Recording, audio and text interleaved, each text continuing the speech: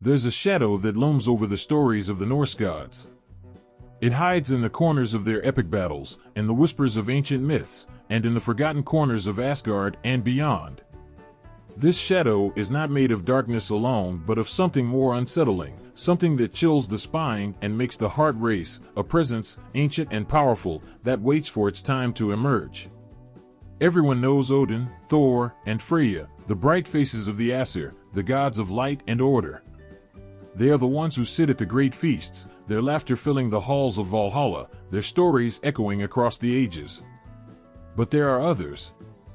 Darker, more twisted figures who are often overlooked, pushed aside in favor of the shining gods of light and victory. These dark gods do not belong to the stories of great feasts or glorious triumphs. They are born of chaos, of destruction, and of an unsettling hunger for power. Their stories are told in hushed tones, not sung loudly in the halls, but whispered in corners where the light barely touches. Loki, the trickster, is often seen as just a mischievous figure, a prankster who delights in causing trouble for the other gods. But look closer, and you'll find that his antics are not just games. His laughter is the sound of something darker, something more dangerous that brews behind his wild eyes. His words are sharp, meant to cut through the fabric of what is good and right. Loki is not just the god of mischief, he is a harbinger of chaos, a reminder that things can always go terribly wrong, no matter how perfect they seem. And behind him, the monster that is Fenrir, the wolf, grows. Bound in chains by the gods, this beast is destined to be the end of them all, to tear apart the very fabric of the heavens, just as his father did to the old order. Then there's Hel, the ruler of the dead, who waits in her cold, dark hall, hidden beneath the roots of the great tree, Yggdrasil. She is not evil in the way we think of evil, but she embodies something far more chilling, the finality of death. Her gaze is cold, without mercy, but it is not born from hatred. It is simply the way of the world. Life ends, and in her domain, there is no escape. The dead are hers, and she does not pity them.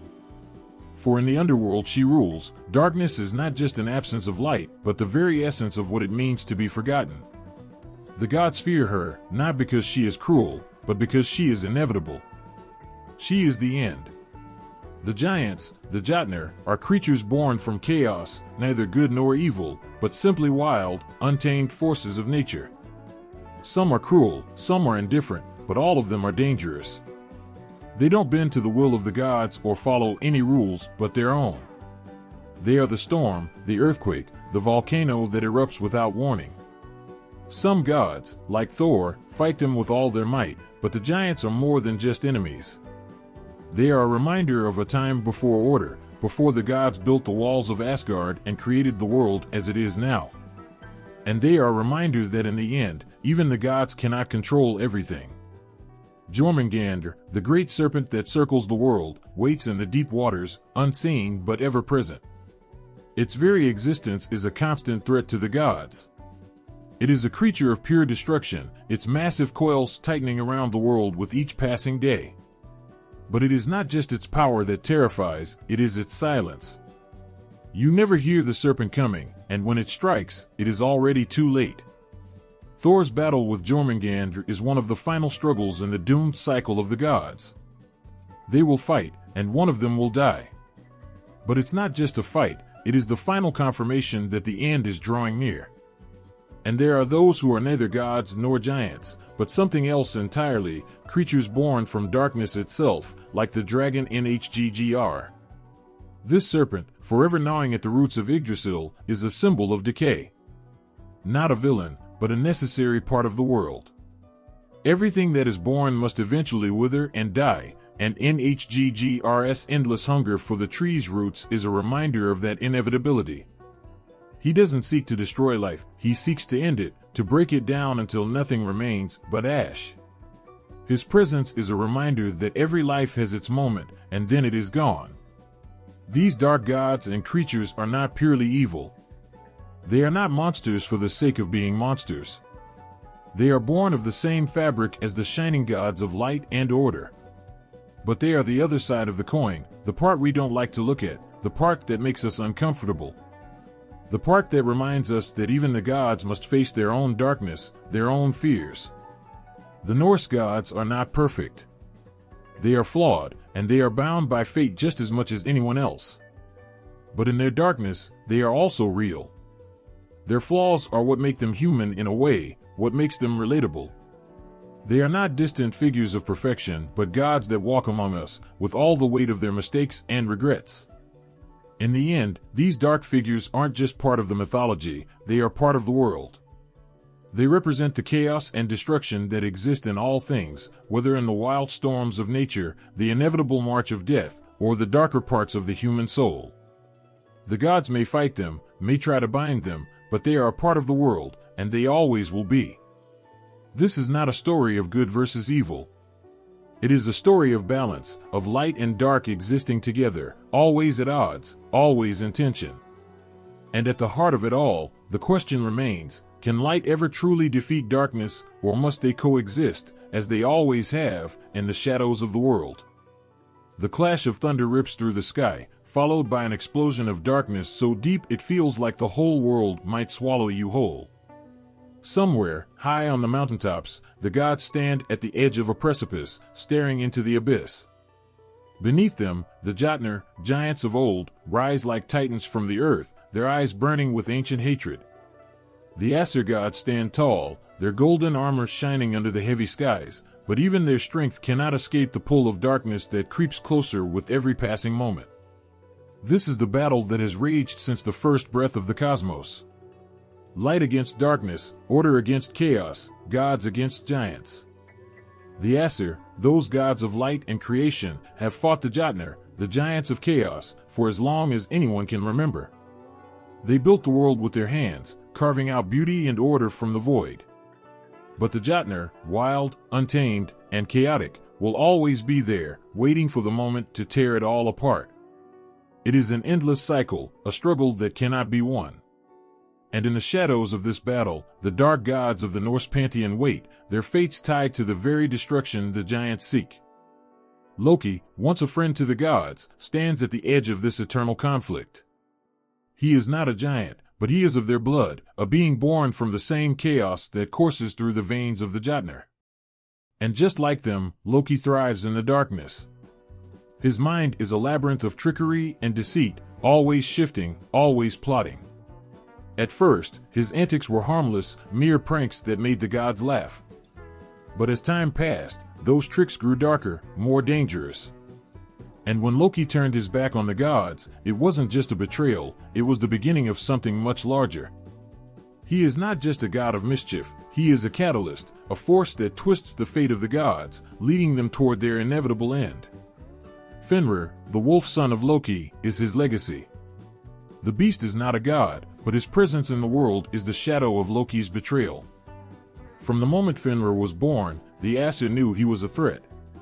His size, his strength, he was a force that could break them. And though they tried to bind him, to keep him under control, the wolf grew stronger with every passing year. The more they feared him, the more dangerous he became. Fenrir is the embodiment of the darkness Loki set into motion, a reminder that no matter how tightly the gods try to hold onto order, chaos will always break free. Then there's Jormungandr, the serpent that coils around the earth like an endless nightmare. He is Loki's child, too, and he, too, is bound by the same darkness. The serpent lurks beneath the waves, his massive body stretching across the oceans, a constant reminder that the gods' grip on the world is slipping. Every ripple in the sea is a warning, every tremor beneath the earth a sign that something terrible is coming. The serpent doesn't rush to destroy. He waits. He bides his time. But when the time comes, he will strike, and there will be no turning back. For in that moment, the gods will understand that the darkness they fought so long to contain has finally won. But it's not just Loki's offspring who carry the weight of this eternal struggle. The Jotnar themselves, the giants of ice and fire, are the embodiment of the very chaos the gods fear. Their cold hearts and burning rage threaten to undo all the work the Aesir have done. Ymir, the first of the giants, is the very source of this darkness. From his blood, the giants were born. He is the root of all chaos, the very force the gods sought to control when they shaped the world.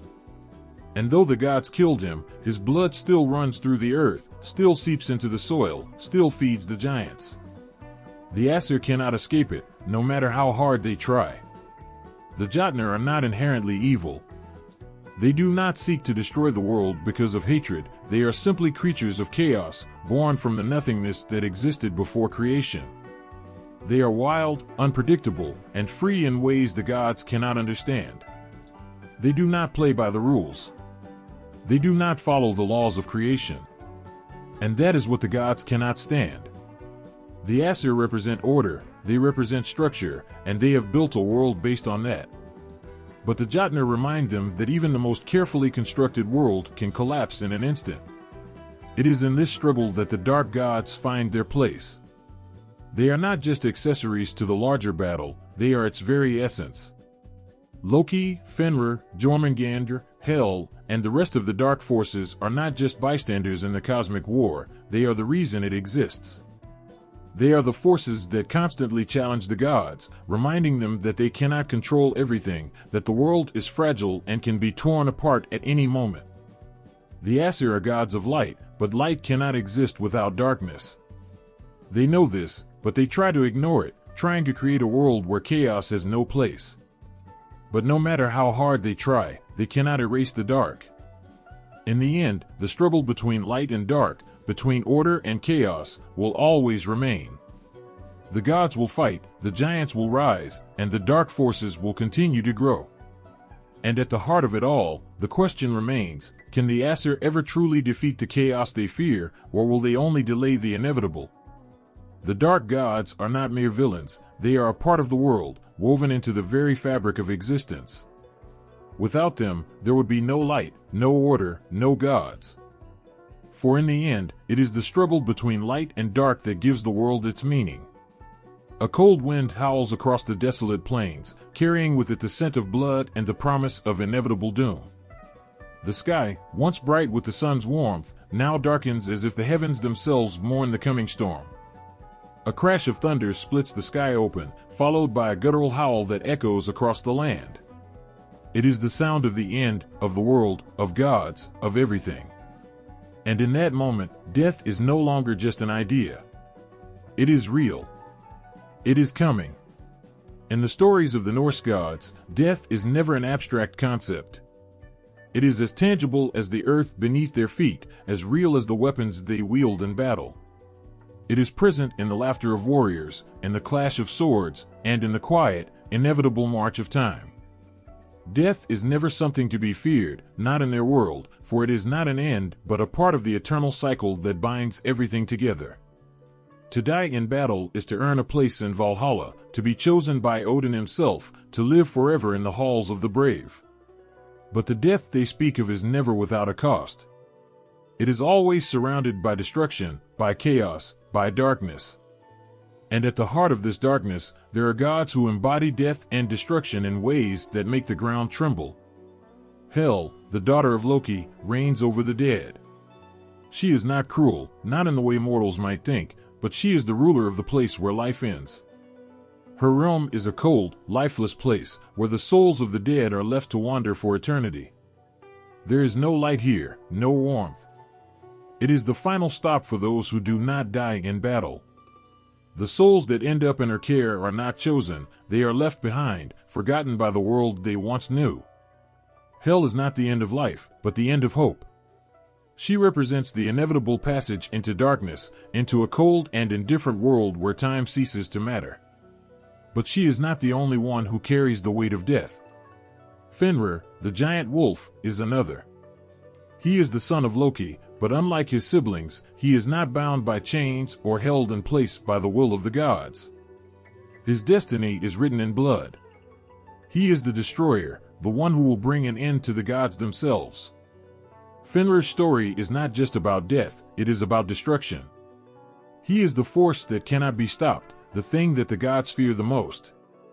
His jaws will snap shut on Odin's head during Ragnarok, bringing the Allfather's reign to an end. Fenrir does not care for the gods or for the world, they are nothing more than obstacles to be obliterated in the storm of chaos he carries within him.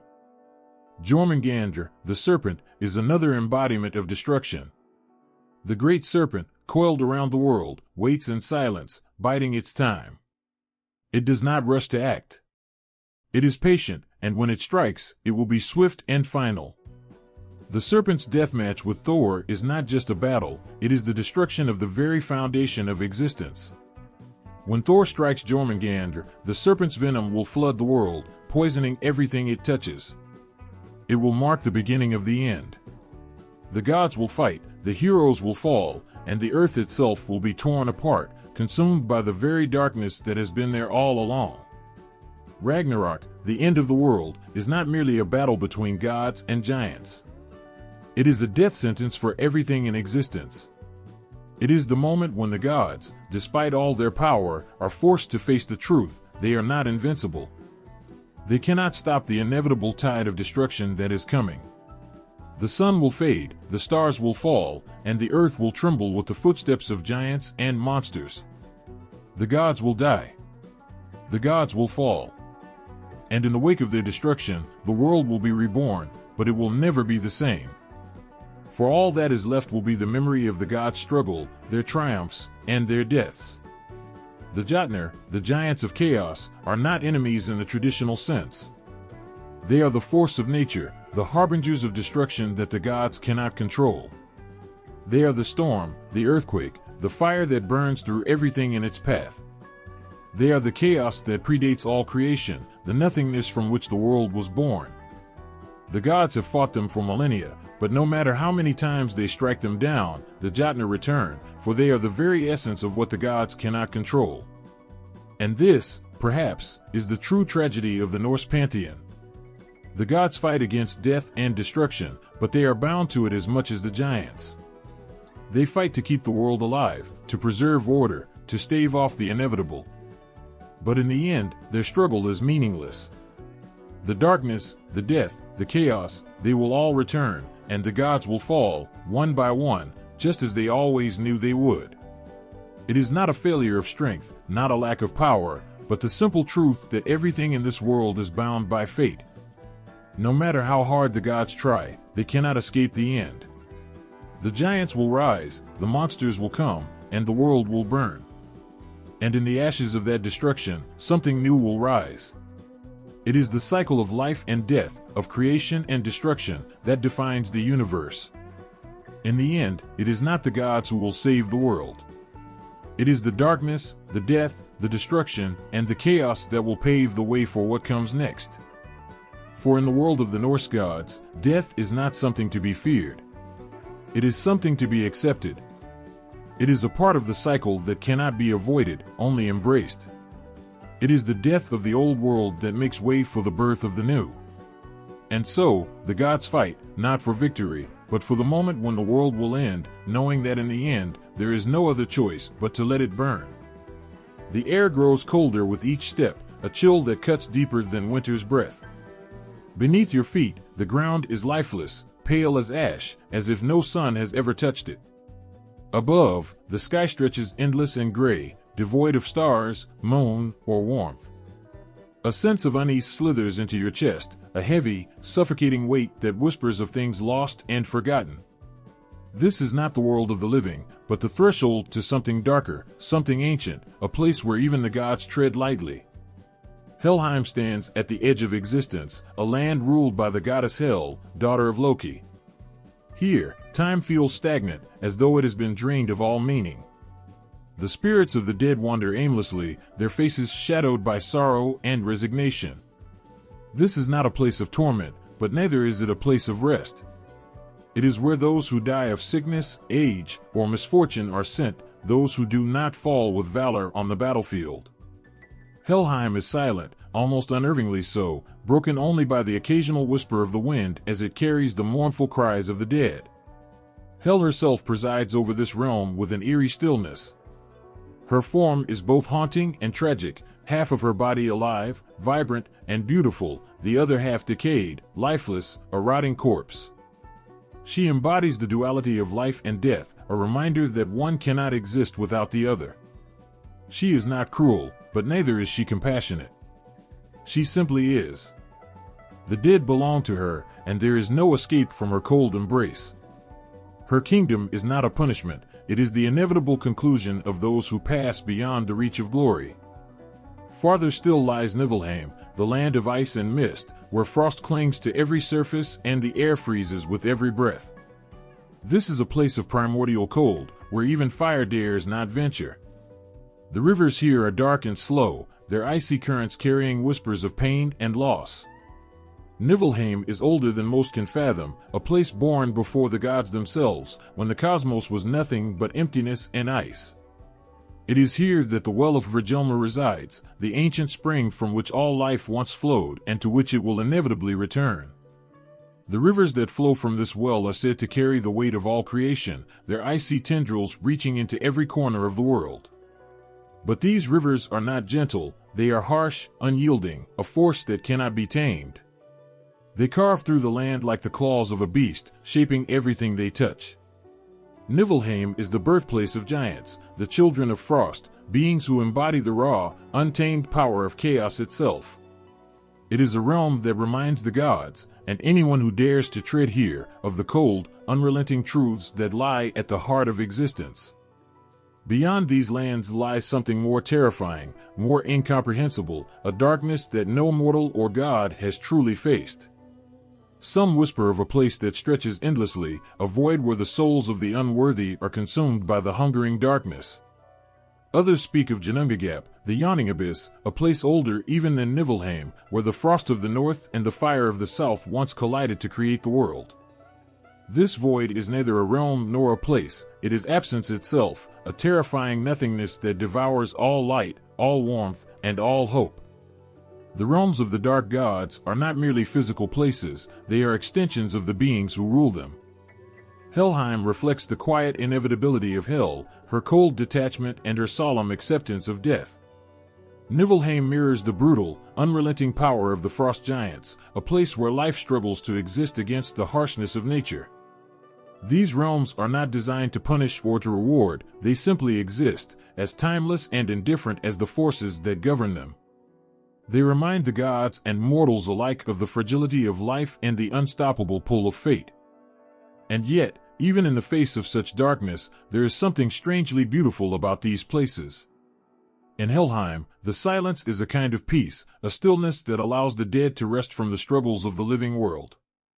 In Niflheim, the icy landscapes stretch endlessly, their frozen beauty untouched by the chaos of fire and war.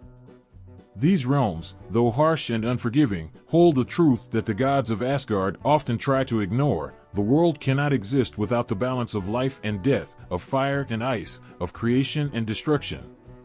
In every whispered breeze, in every shadow that falls across these lands, there is a presence that feels alive. The dark gods may not walk among their realms often, but their essence is everywhere, woven into the very fabric of these places. Their realms are not meant to be understood or conquered. They are meant to be felt, to remind all who encounter them of the forces that lie beyond their control. When the gods of light speak of the nine worlds, these darker realms are often treated as footnotes, places to be avoided, ignored, or feared. But their significance cannot be denied. They are the counterbalance to the golden halls of Asgard, the wild forests of Vanaheim, and the fiery plains of Muspelheim. Without these dark realms, the Norse cosmos would be incomplete, a fragile illusion that could not withstand the weight of its own existence. The dark gods and their realms are not meant to be understood in the same way as the gods of Asgard or the lands they protect. They are not guardians or warriors. They do not seek to build or to save.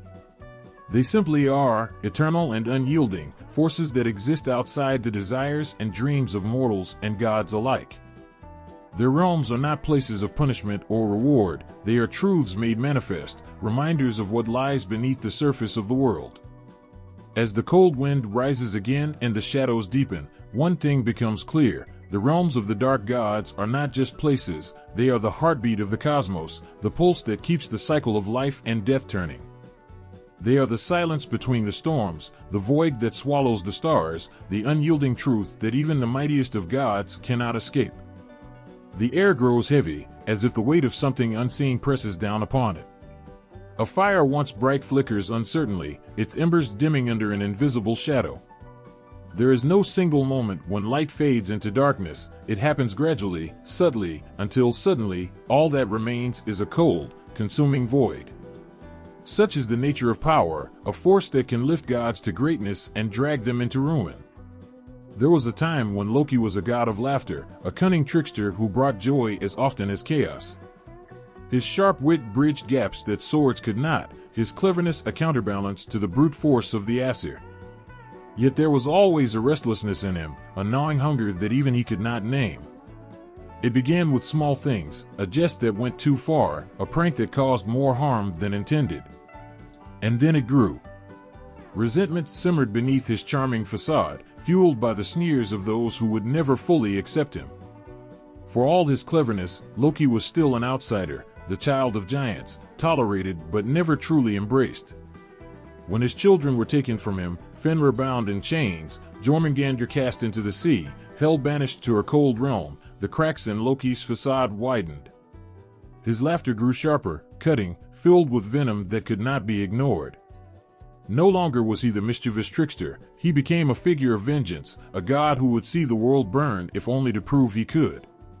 It was Loki who orchestrated the death of Baldr, the shining god, a murder that cast the shadow of Ragnarok over all of existence. And yet, even as he fell deeper into darkness, there was something tragically human in Loki, a being shaped by rejection, by the cruelty of a world that demanded he be both indispensable and despised. Loki was not alone in his descent. There were others, gods who began with noble hearts only to see their virtues consumed by anger, grief, or the intoxicating pull of power. Odin, the All-Father, was revered as the wise king of the gods, a protector of the realms. But his wisdom came at a price, a cost he was all too willing to pay. In his quest for knowledge, Odin sacrificed an eye, hanging from Yggdrasil for 9 nights to uncover the secrets of the runes.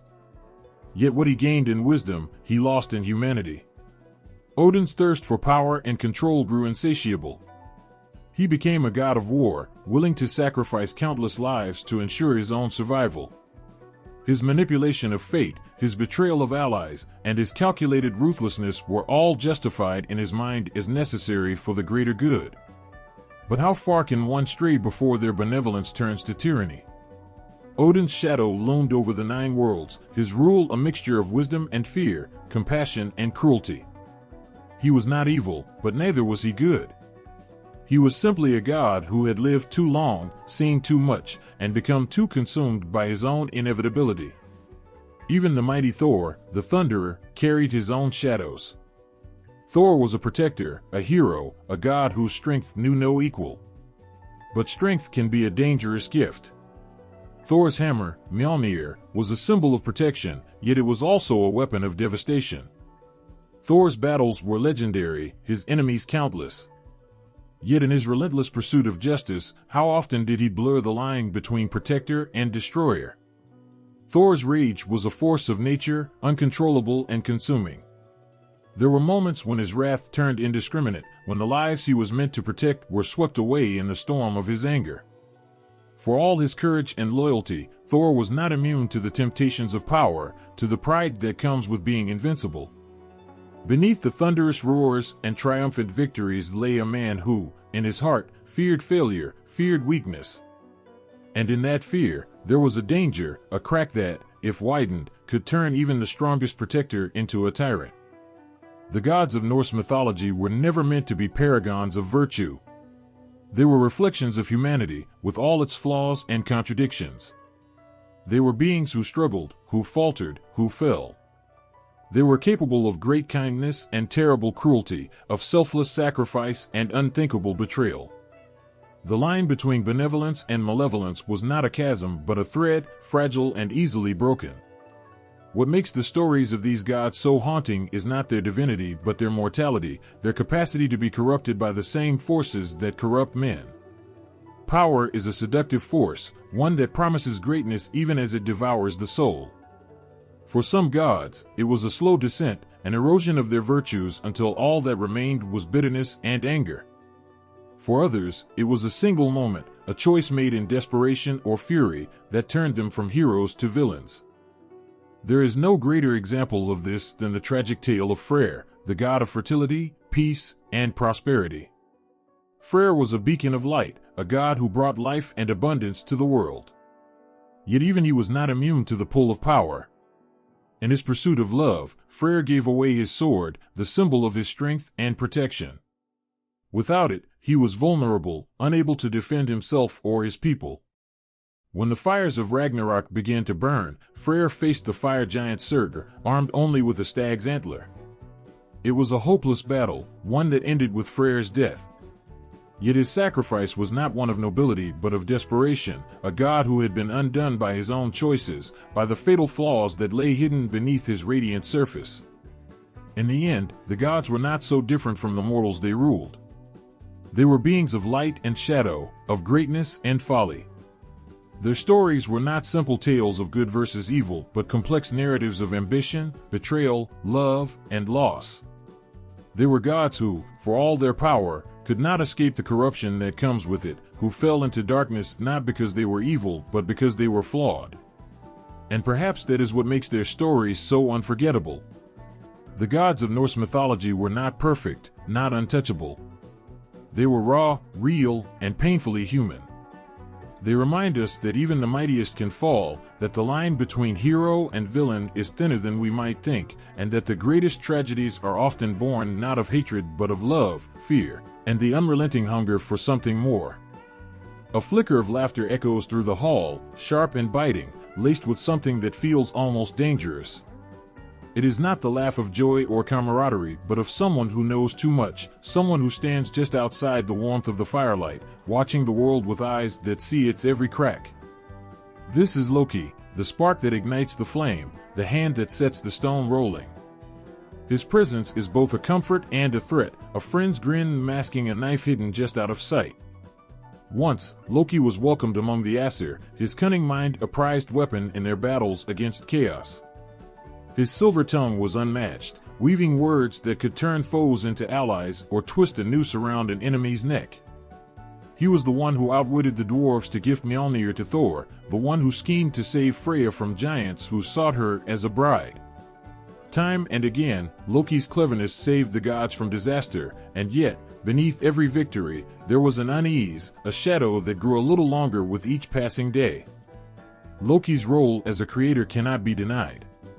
He is the father, or mother, as the tale goes, of Sleipnir, Odin's eight-legged steed, a creature born of Loki's shapeshifting and slyness.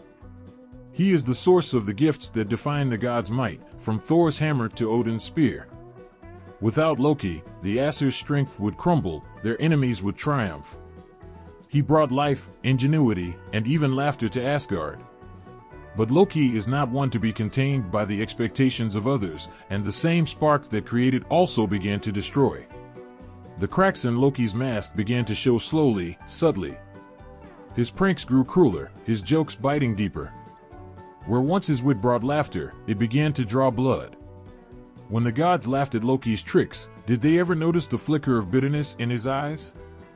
Did they see the pain beneath the smile, the way his shoulders tensed as if bracing for the inevitable rejection? It was not long before Loki's actions turned from mischievous to malevolent. There was no clearer moment of his evolution than the death of Baldur, the shining son of Odin and Frigg, the god beloved by all. It began as a game, the gods testing Baldur's invulnerability by hurling weapons and stones at him, all of which bounced harmlessly away. But Loki, ever the outsider, ever the one who saw what others could not, discovered Baldur's secret vulnerability, mistletoe. With a sprig of this innocuous plant, Loki forged a dart and placed it in the hands of Baldur's blind brother, Hr. The result was devastating. Baldur fell, and with him fell the light of Asgard. The laughter in the hall turned to silence, the joy of the gods replaced with grief so heavy it seemed to warp the air itself. Loki, once the companion, had become the harbinger of chaos. Even then, one might ask, was Loki evil? Or was he simply acting on a truth the other gods refused to face? Baldur's death was a tragedy, but it was also a catalyst, a necessary step toward the end of an age. Loki's role was not one of wanton destruction but of inevitability, a force that brought the world closer to its destined conclusion. As Loki's betrayals mounted, so too did the gods' wrath. They hunted him down, binding him to a rock beneath the dripping venom of a serpent, a punishment as eternal as the chaos he had sown. But even bound, Loki was not silenced. His name was spoken in whispers, his shadow lingered in the minds of those who once called him friend. He was no longer just the trickster or the companion, he had become a force of reckoning, a reminder that the line between hero and villain is as thin as a blade. When Ragnarok arrives, it is Loki who will lead the charge.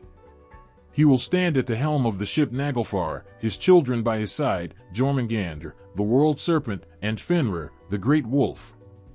He will face the gods he once called kin, his laughter mingling with the screams of battle.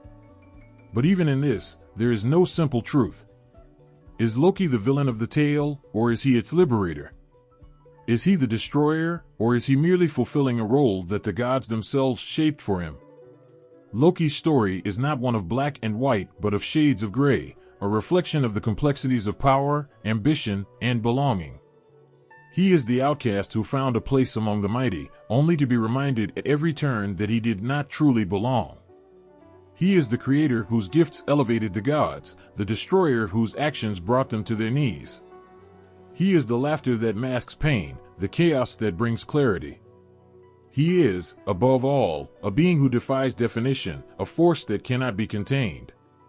In every tale of Loki, there is a thread of humanity, of longing, of anger, of defiance against a world that seeks to control him. He is not a god of simple mischief, but of profound complexity, a figure who challenges the very idea of what it means to be good or evil. And as his story unfolds, one cannot help but wonder, did Loki ever truly fall, or was he always meant to rise as the harbinger of the end? The air in Helheim is still, cold, and unforgiving. It clings to the skin like frost, a constant reminder that this is a place of endings. Here, light seems muted, as if the very essence of the sun has been swallowed by the shadows.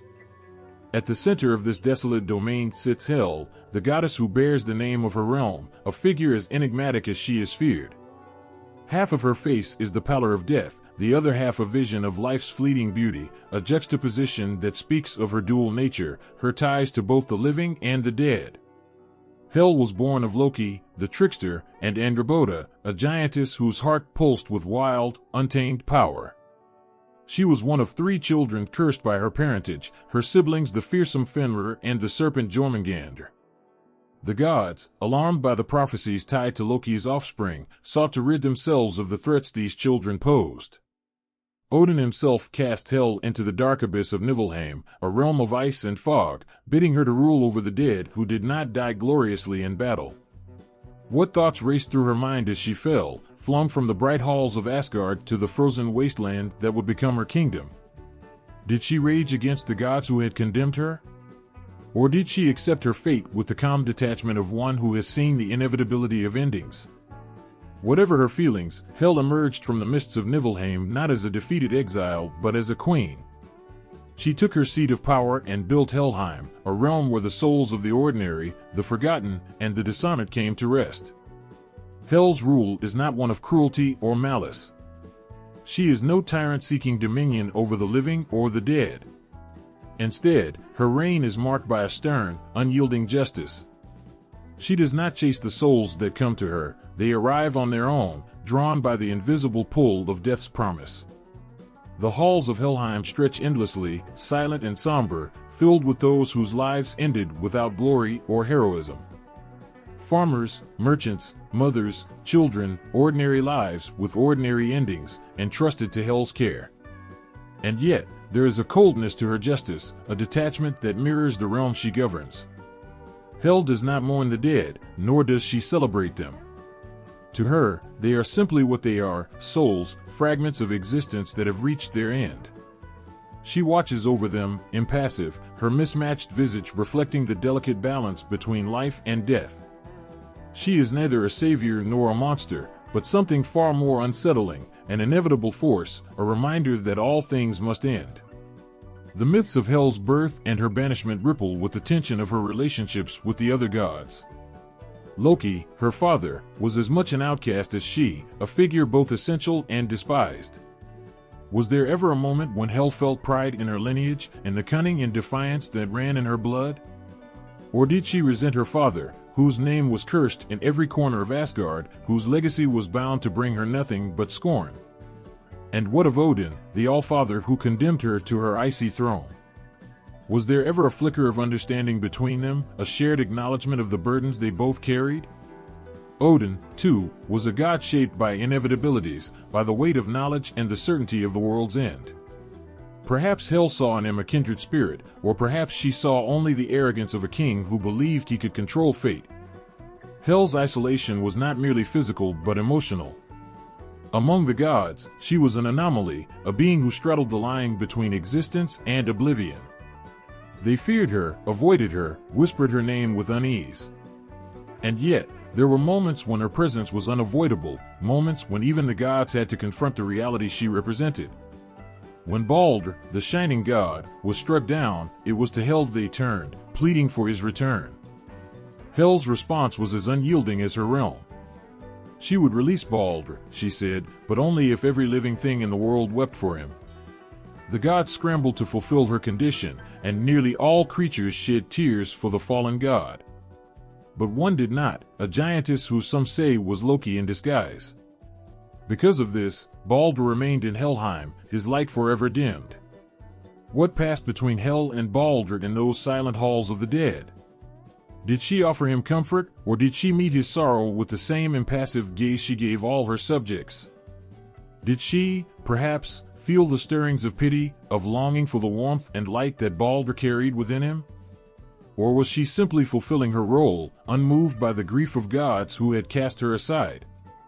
Hel's existence is a paradox, a blend of opposites that cannot be untangled. She is both daughter and queen, both cursed and powerful. She is the keeper of endings, yet her story is filled with beginnings, of her rise to power, of her defiance against those who sought to control her. Hel does not seek to be loved or understood. She simply is, a constant presence in a world that fears to look too closely at her shadowed face. And in her, there is a quiet strength, a dignity that cannot be taken from her. She rules over the forgotten and the unworthy, over those who did not die with swords in hand or songs in their honor. She gives them a home, a place where their stories can rest, even if they are never told again. Hel's kingdom is not a paradise, but neither is it a punishment.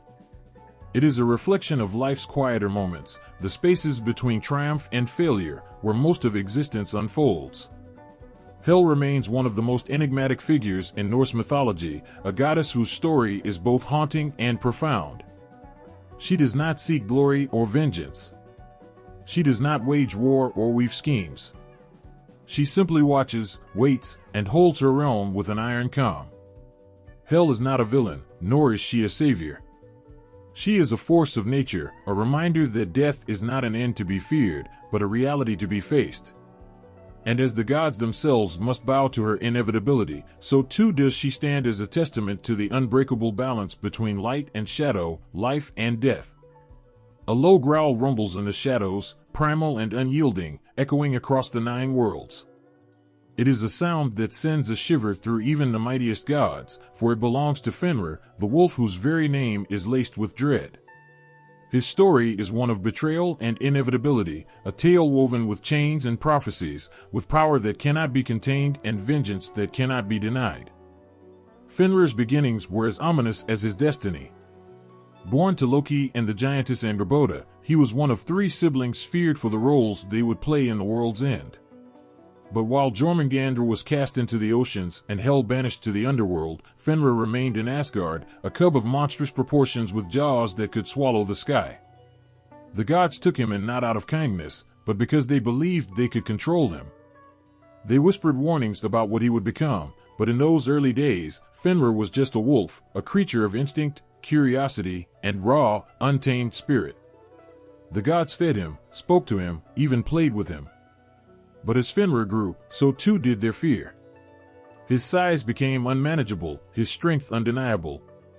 No bonds could hold him, and no words could soothe the growing tension between him and those who saw him as nothing more than a weapon waiting to turn against them. Fenrir sensed it, the unease in their voices, the fear in their eyes. He was not a fool, though they treated him as one. He understood that they saw him as a monster, and with every passing day, that vision solidified into reality. The gods decided they had to bind him. They came to him with fetters forged of iron, claiming it was a game. "Show us your strength," they said, their voices dripping with false cheer. Fenrir, proud and young, allowed it, and with a single flex of his powerful muscles, the chains shattered like brittle twigs. The gods laughed nervously, their game undone, but their determination only grew. They brought heavier chains, stronger bonds, and each time, Fenrir broke free, his snarls a warning that their charade was wearing thin. When the gods returned with Gleipnir, a ribbon forged by dwarves from impossible things, the roots of a mountain, the breath of a fish, the sound of a cat's footsteps, Fenrir was no longer willing to play along. The ribbon looked fragile, insubstantial, and that was what unsettled him most. He saw the glint of desperation in their eyes, the way they averted their gazes. This was no game, and he knew it. "If I am to be bound," Fenrir said, his voice a low, dangerous growl, "one of you must place your hand in my jaws as a pledge of trust." The gods hesitated, their fear palpable. It was Tyr, the god of war and honor, who stepped forward. He met Fenrir's gaze without flinching, his expression calm but resolute. Fenrir watched him carefully as Tyr placed his hand between the wolf's teeth. And then the ribbon tightened. Fenrir strained, his muscles rippling with unimaginable power, but Gleipnir held. Realization dawned on him, and his eyes burned with fury and betrayal. He bit down, severing Tyr's hand, a single act that marked the end of any illusions of trust between him and the gods. Bound and helpless, Fenrir howled, his voice filled with a rage that shook the very foundations of Asgard. The gods left him there, chained and muzzled, a prisoner in a world that feared him. He lay in silence, his body still, but his mind a storm of thoughts. He was not a beast to be tamed, not a monster to be hidden away. He was Fenrir, and the day would come when the chains would break, and the world would feel his wrath. The prophecies spoke of that day, of Ragnarok, the twilight of the gods. Fenrir's role was clear. He would break free, his jaws stretching wide enough to devour the sun and the moon. He would charge into battle, a force of nature unstoppable and unyielding. And he would find Odin, the All-Father who had condemned him, and tear him apart. What burned in Fenrir's heart as he awaited that day? Was it hatred for the gods who had betrayed him, or was it something deeper, more profound, a longing to be understood, to be seen not as a monster but as a being of purpose and power? His fate was written, and yet he lived it each day in the darkness, his breaths measured, his strength simmering just beneath the surface. When the chains finally give way, the earth will tremble, the skies will darken, and Fenrir will rise, his howl echoing across the worlds. He will not be a mindless beast, but a force of vengeance and inevitability, the culmination of every choice the gods made in their fear.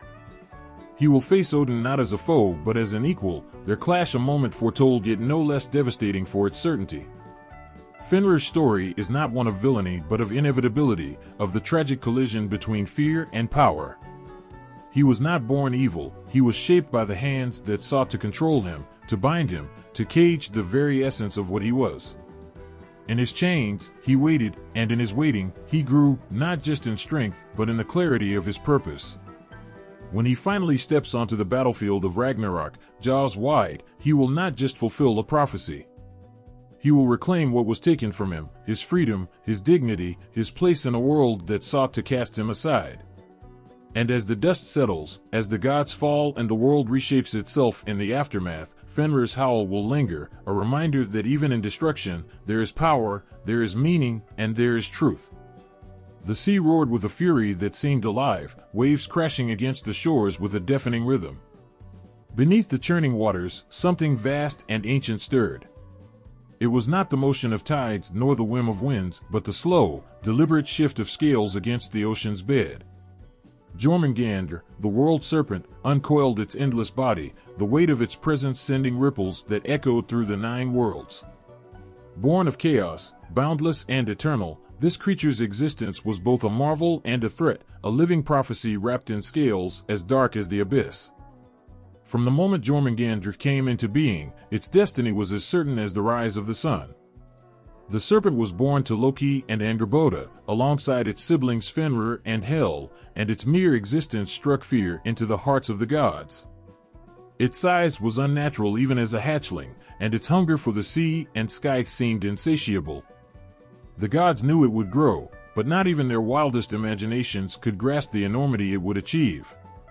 Odin himself cast Jormungandr into the oceans of Midgard, hoping to banish it far from Asgard's golden halls. The serpent fell, its body twisting through the cold depths. But the sea did not reject it. Instead, it embraced the creature, offering a vast, boundless home. Jormungandr thrived in its exile, its body expanding until it encircled the entire world, its tail locked firmly in its jaws.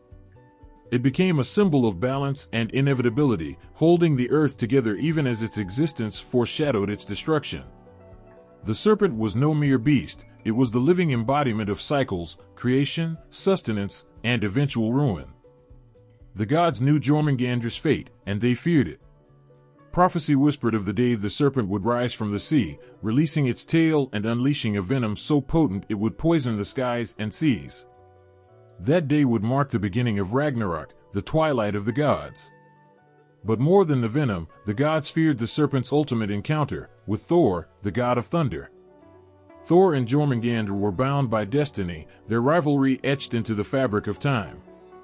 They met for the first time in the guise of a fishing expedition. Disguised as a mortal, Thor set out with the giant Ymir, intent on testing the strength of the sea's most formidable creatures. The storm god lowered his bait, a massive ox's head, dripping with blood, into the depths. For a long while, the waters were still, but then the line went taut, and the boat lurched violently. Thor's eyes lit with fierce determination as he pulled with all his might. The serpent rose from the depths, its massive head breaking the surface of the water. Its eyes glowed like twin suns, filled with an ancient, unyielding hatred. Thor gripped his hammer, Mjolnir, ready to strike, but Ymir, overcome with terror, severed the line before the battle could begin. Jormungandr sank back into the depths, and Thor's fury roared louder than any storm. Their clash had been postponed, but the tension between them hung in the air, unbroken and unrelenting. The prophecy loomed over both of them, and each encounter fed the inevitable conclusion. It was said that at Ragnarok, the serpent would rise again, towering over the earth as it unleashed its venom. The skies would darken, and the seas would churn with the poison of its breath. Thor would meet Jormungandr in a final, cataclysmic battle, the god's hammer colliding with the serpent's skull in a blow so fierce it would shatter mountains. But this was no victory tale. Thor's strike would fell the serpent, but Jormungandr's venom would seep into the thunder god's veins, claiming his life in turn. The two were locked in a tragic dance of destruction, their fates intertwined so tightly that neither could survive the other's end.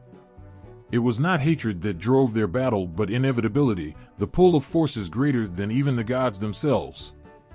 Jormungandr's story is not one of malice or villainy. It did not seek power or revenge, nor did it harbor the same bitterness that drove others to act against the gods. The serpent was a creature of balance, a force of nature that could not be tamed or avoided. It existed because it had to, its role as necessary as the sun's light or the ocean's tides. And yet, in its immense power and its destined confrontation with Thor, it became a symbol of the gods' greatest fears and their ultimate undoing. When the serpent rises for the final time, the earth will tremble, and its scales will glisten with seawater and venom. Thor will face it with courage that burns as bright as lightning, his hammer ready to deliver the fatal blow. Their battle will be a spectacle of strength and fury, a testament to the inevitability of change and the fragility of even the mightiest beings. In Jormungandr's gaze, one might see a reflection of the world it encircles, a world caught between creation and destruction, held together by forces it can barely comprehend. And as Thor's hammer falls, as the serpent's venom spills forth, one might wonder if this battle is truly the end or simply another beginning. For in the endless cycle of Norse myth, even death and destruction are but steps on the path to rebirth. The air quivers with heat as an orange glow bleeds across the horizon. There is no sun, no source of warmth to explain the spreading light. It is fire, fire unlike any the gods or mortals have ever known. It does not burn to provide life or warmth, it devours, hungering endlessly for destruction. At the center of this inferno stands a shadow so massive it blots out the searing light behind it. Surtur, the ancient fire giant, grips his sword of flames, a weapon said to burn brighter than the stars themselves. His presence alone feels like the end of everything. Surtur is no ordinary being. He is as old as the cosmos, born before the first gods shaped the worlds. He has waited in Muspelheim, the land of fire, where flames rage unchallenged, and the air carries the constant roar of consuming blazes. This was his domain, a realm that even the bravest dared not enter. The fire was alive, an extension of Surtur himself, and it burned with the same promise, devastation. He was not a king, not a ruler, but a force, and his patience was endless. The prophecy of Ragnarok, whispered in dread even among the gods, foretold Surtur's moment. When the skies fracture and the ground splits open, he will rise. His sword will scorch the heavens, his fire reducing even the great halls of Asgard to ash. The gods, for all their power, cannot halt him, they can only brace for the inevitable. Surtur's role is clear. He is not driven by vengeance or ambition. His purpose is singular, his presence a harbinger of finality. The weight of his task does not rest lightly on his shoulders, it rests with the oppressive certainty of a storm that cannot be stopped. Even the gods of Asgard, with their golden halls and endless feasts, feel the chill of fear when they think of him. Odin, the All-Father, who sees farther than any other, has long understood that no wall or magic can stand against the fire giant when he marches. Thor's strength, Mjolnir's might, Freya's magic, none of it will turn the tide when Surtur's sword ignites. When Surtur moves, it is not with haste or fury. His steps are deliberate, each one shaking the very foundation of Yggdrasil, the great tree that binds the worlds together. He will emerge from Muspelheim with his armies of flame, but none burn as fiercely as he does. He is the apocalypse incarnate, not born to fight battles or claim glory, but to end everything. The gods, with their pride and their love for the worlds they shaped, are powerless against him. He has no weakness to exploit, no flaw to undermine. The stories say that when Surtur marches, his flames will consume the Bifrost, the rainbow bridge connecting Asgard to the other realms. Heimdall, the ever-watchful guardian of the bridge, will sound Gjallarhorn, the great horn that announces the end of days. Even this warning will not stop the inferno. The gods will gather their forces, Odin will rally his warriors, and Thor will stand ready to fight. But all of it, the courage, the unity, the strength, will crumble before Surtur. As the gods clash with their enemies, Surtur will head for his true target, Asgard. The golden halls will be nothing but kindling to his flames. His sword, so large and brilliant it blinds even the gods, will sweep through the air, leaving only scorched earth in its wake. It is said that as Surtur swings his blade, he will strike down Freyr, one of the mightiest of the gods. Freyr, who gave up his sword for love, will face the fire giant unarmed, a testament to both courage and futility. Yet Surtur does not gloat, nor does he relish the destruction. His face, if one dares to look, is as unyielding as the mountains. This is not a war of good versus evil, it is the fulfillment of fate. The gods will fall, their screams swallowed by the roar of flames, and Asgard, the pinnacle of their achievements, will collapse into ash. Even Yggdrasil, the great tree that connects the worlds, will not escape. Its branches will burn, its roots seared by Surtur's fire. When the final blow lands, and Asgard is no more, the flames will not stop. They will spread, engulfing all 9 worlds, leaving nothing but silence in their wake. Surtur, having fulfilled his purpose, will stand amidst the ruin. There is no celebration, no triumph. There is only the smoldering emptiness of the cosmos. For all his power, Surtur is not a villain. He is not the serpent Jormungandr, who embodies chaos, nor is he Fenrir, the wolf driven by rage. Surtur is the end personified, a being whose existence marks the final chapter of the gods. He is not cruel or vindictive, he is simply unstoppable. His flames do not discriminate, They consume gods and giants, heroes and villains, mortals and immortals alike. The gods may call him their enemy, but Surtur is beyond such titles. He is the quiet promise of destruction that comes to all things, no matter how glorious or divine. And when he marches, there will be no bargaining, no pleading. The fire will come, and all will fall. The wind howls across a desolate expanse, where the frost clings to jagged cliffs, and shadows twist in the pale, unyielding light of a distant sun. This is Jotunheim, the land of the Jotnar, giants of Norse legend, beings born from chaos itself. Here, the mountains rise like jagged teeth, biting into a sky heavy with storms. The air thrums with tension, for these giants are not merely creatures of brute strength, they are ancient, their origins woven into the very fabric of creation. Long before the gods shaped their grand halls and gleaming weapons, there was Jormungandr, a yawning void of ice and fire. It was from this void that Ymir, the first of the Jotnar, emerged. His massive form was not crafted by gentle hands, it was raw, unshaped, an embodiment of the wild, untamed forces that existed before order. From Ymir's sweat and flesh, other giants were born, their size and power a reflection of the chaos that birthed them. But chaos does not remain still.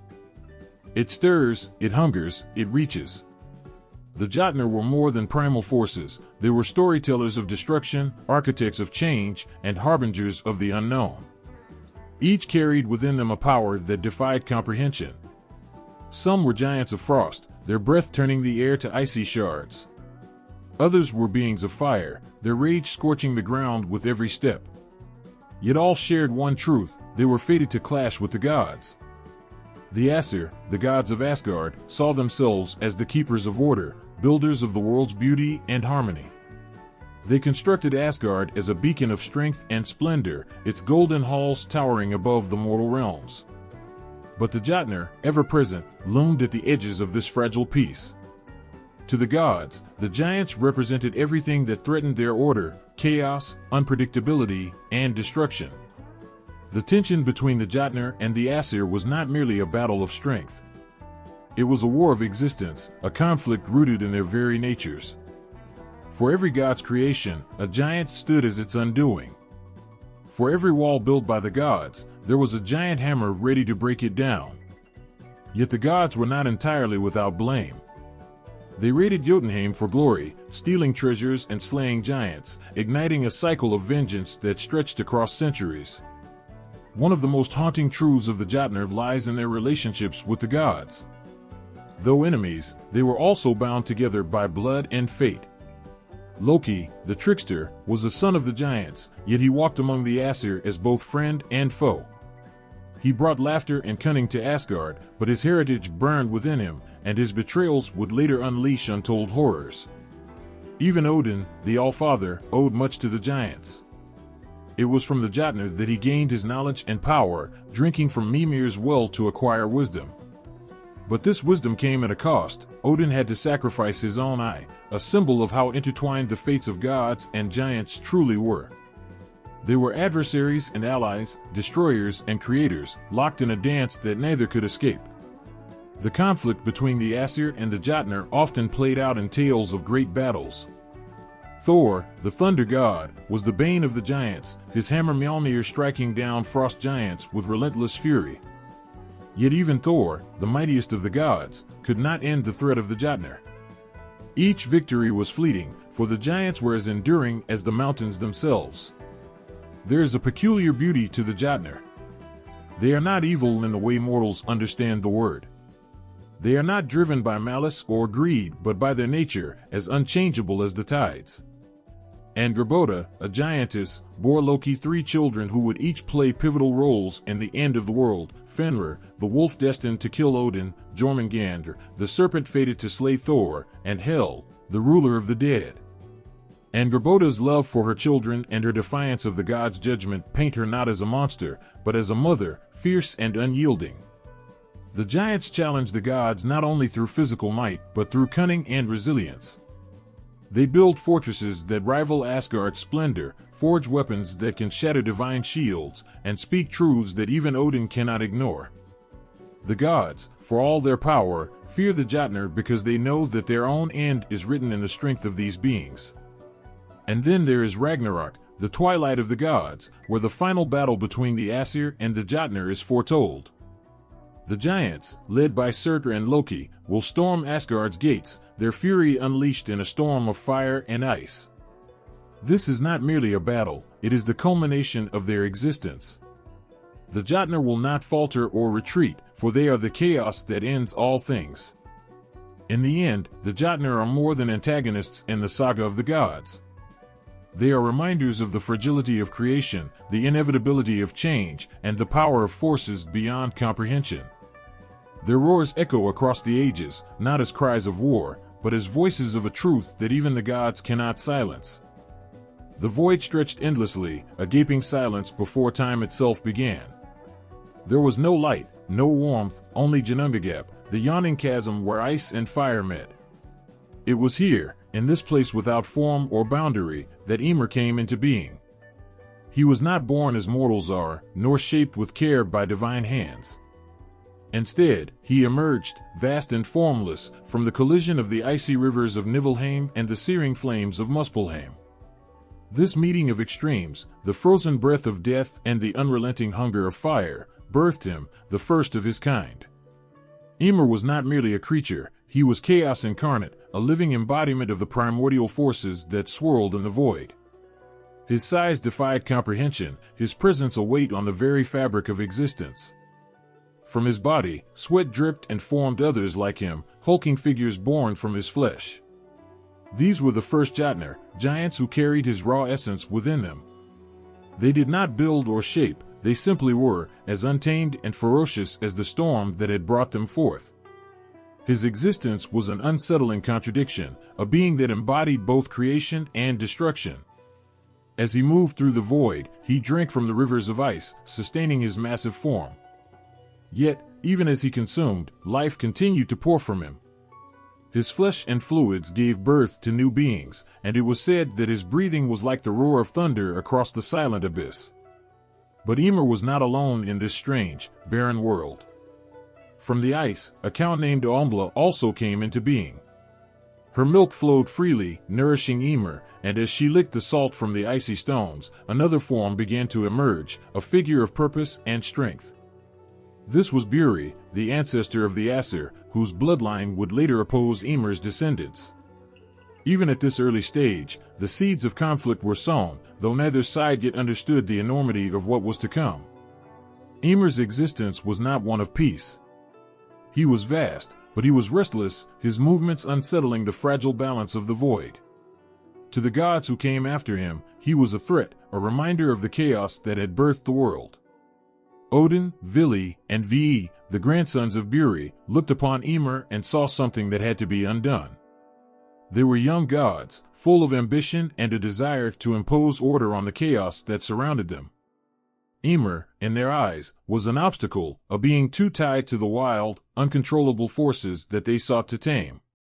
The brothers acted with precision and fury, striking down Ymir in a battle so fierce that the void itself seemed to tremble. His cries were not of pain alone, but of something deeper, a loss that resonated with the very essence of creation. His immense body fell, and from his corpse, the gods began to craft the world. His blood poured forth in torrents, forming the seas that encircled the lands. His flesh became the earth, solid and enduring. His bones were fashioned into towering mountains, his teeth into rocks and boulders. The gods reached into his skull, hollowing it out to create the sky, and set his brains adrift as clouds. Sparks from Muspelheim were caught and placed in the heavens, becoming stars that would guide mortals and gods alike. Even his hair was not left untouched, it became the grass and trees, covering the land in a living testament to his sacrifice. Yet, Ymir's blood did not only create, it also destroyed. The deluge that flowed from his wounds drowned many of his descendants, the frost giants, in its wake. Only a few survived, clinging to the edges of creation, their hatred for the gods burning as fiercely as their will to endure. These giants became the eternal foes of the Aesir, their existence a living reminder of Ymir's death and the chaos that had given birth to all. Ymir's story is one of profound paradox. His death brought order to the void, yet it was an act of violence, a betrayal of the primal forces that had made the gods themselves possible. His body, torn and reshaped, became the foundation of a world that would forever be marked by the conflict between creation and destruction. And though his form was scattered and repurposed, his presence lingers in the cracks of the earth, in the restless seas, and in the mountains that rise defiantly against the sky. The gods may have killed Ymir, but they could not erase him. He remains, a shadow over their triumph, a reminder that chaos is never truly defeated. It is merely transformed, waiting patiently beneath the surface, ready to rise again. The wind howled through the icy peaks, a sound that seemed less a natural force and more a cry of unending sorrow. Skadi stood on the jagged cliffs of her mountain home, her breath visible in the bitter chill. Her eyes, sharp and unyielding, scanned the horizon as if searching for an answer. The news had come swiftly, carried on trembling tongues. Her father, Thjazi, was dead, struck down by the Aesir, his death a cruel price for daring to claim what the gods deemed their own. Thjazi had been no saint, but to Skadi, he was a force of unrelenting strength, a figure who embodied the harsh, wild beauty of the mountains they called home. His laughter had echoed through the frozen halls of their abode, a sound as cold and fierce as the storms outside. And now, silence. Her home felt like a tomb, the frost no longer a companion but a weight pressing against her chest. Grief coursed through her veins like a venom, sharp and unforgiving. But it was not a passive sorrow, it was a fire that burned beneath her frozen exterior. Skadi was not the kind to weep in corners or crumble beneath loss. Her grief took shape as something cold, sharp, and resolute. It was vengeance, pure and simple, that filled her heart. She did not hesitate. With iron determination, she descended from her icy domain and made her way to Asgard. Her armor glinted under the pale light of the sun, her bow slung across her back, and her spear grasped firmly in hand. Each step was deliberate, each breath heavy with the weight of her purpose. She was a force of nature, unstoppable and unyielding. When she arrived at the gates of Asgard, the gods were not blind to her fury. They saw the glint in her eyes and the steel in her voice as she demanded justice. She was not a fragile mortal or a pleading victim, she was Skadi, daughter of the mountains, and she would not be dismissed. The Aesir, for all their power, hesitated in the face of her wrath. They had slain her father, yes, but they had underestimated the strength of the legacy he left behind. Odin himself stepped forward to meet her. The Allfather was a master of words, a manipulator of fate, but even he could not deny the honor in Skadi's stance. She stood tall, her spear ready to strike if words failed. The gods, uneasy beneath her unrelenting gaze, sought to pacify her. They offered her treasures, gifts of gold and jewels, but she brushed them aside as if they were no more than dust. They promised her land and power, but she remained unmoved. What she wanted could not be bought, it had to be earned. Finally, a compromise was reached. The gods, in their desperation to quell her fury, offered her a husband from among their ranks, a bond meant to unite her strength with theirs. It was Loki, the trickster, who proposed the terms. She could choose her husband, but only by looking at their feet. The gods lined up, and she made her choice, thinking she had selected the radiant Balder, only to find herself wed to Njord, the sea god. The marriage was uneasy from the start. Njord, who loved the gentle waves and the warmth of coastal lands, was a far cry from Skadi's wild, snow-covered peaks. Their union was a mismatch of worlds, Skadi's icy heart clashing with Njord's softer nature. Yet even in this, she remained resolute. She would not be a victim of circumstance. Though their time together was brief, she carried herself with dignity, never allowing the gods to see her as anything less than their equal. Her vengeance, however, was not entirely sated. Among the Aesir, one figure stood out as a symbol of her father's death, Loki, whose clever schemes had lured Thjazi into the gods' trap. For all his cunning, even Loki could not escape Skadi's wrath. She forced him to endure a punishment so harrowing it was etched into the annals of myth. Yet even as she exacted her revenge, she did so with a grim sense of honor, not cruelty for cruelty's sake. Skadi's role among the gods was never one of meek submission. She walked her own path, one forged in the bitter winds of her mountain home.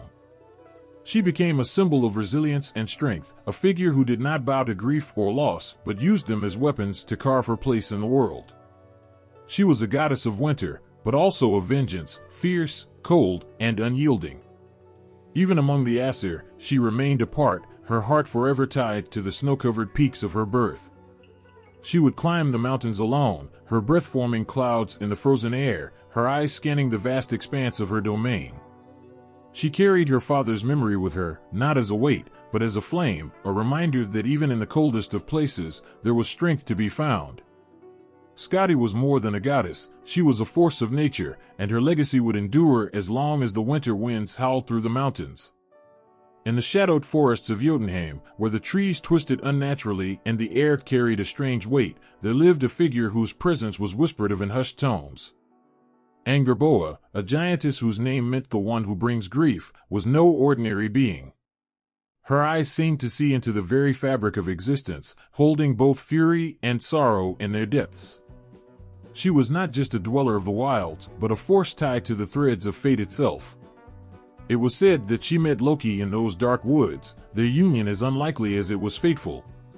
Loki, the trickster with his ever-shifting allegiances, and Angrboda, the foreboding seeress, forged a bond that was as volatile as a storm brewing over the mountains. But their legacy was not love or harmony, it was chaos. From their union sprang beings that would alter the course of the cosmos and etch their names into the annals of prophecy. Her first child, Fenrir, was born with a presence that seemed to suck the air from the room.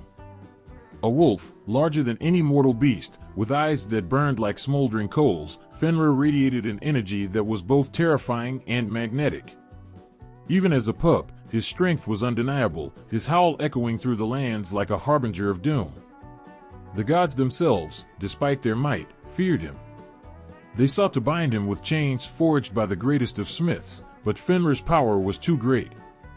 It was only through deception and a ribbon made of impossible materials that they finally succeeded, though it came at a cost. Fenrir's howl, filled with betrayal and fury, became a sound that haunted the dreams of even the bravest gods. Then came Jormungandr, the serpent who would grow so vast he encircled the entire world, biting his own tail. Angrboda's second child was no less extraordinary, his scales shimmering like molten metal and his eyes cold as the ocean's depths. Cast into the sea by the gods who feared his potential, Jormungandr's presence beneath the waves was a constant reminder of their dread. His movement stirred storms, and his existence promised a confrontation with Thor, a clash that would shake the heavens and the earth.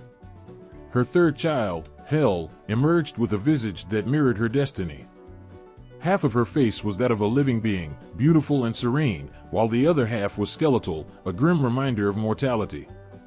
Sent to rule over the dead in the shadowed realm of Helheim, she presided with a cold yet fair hand. Hel was no tyrant, she was a keeper of balance, ensuring that those who did not fall gloriously in battle had a place to rest.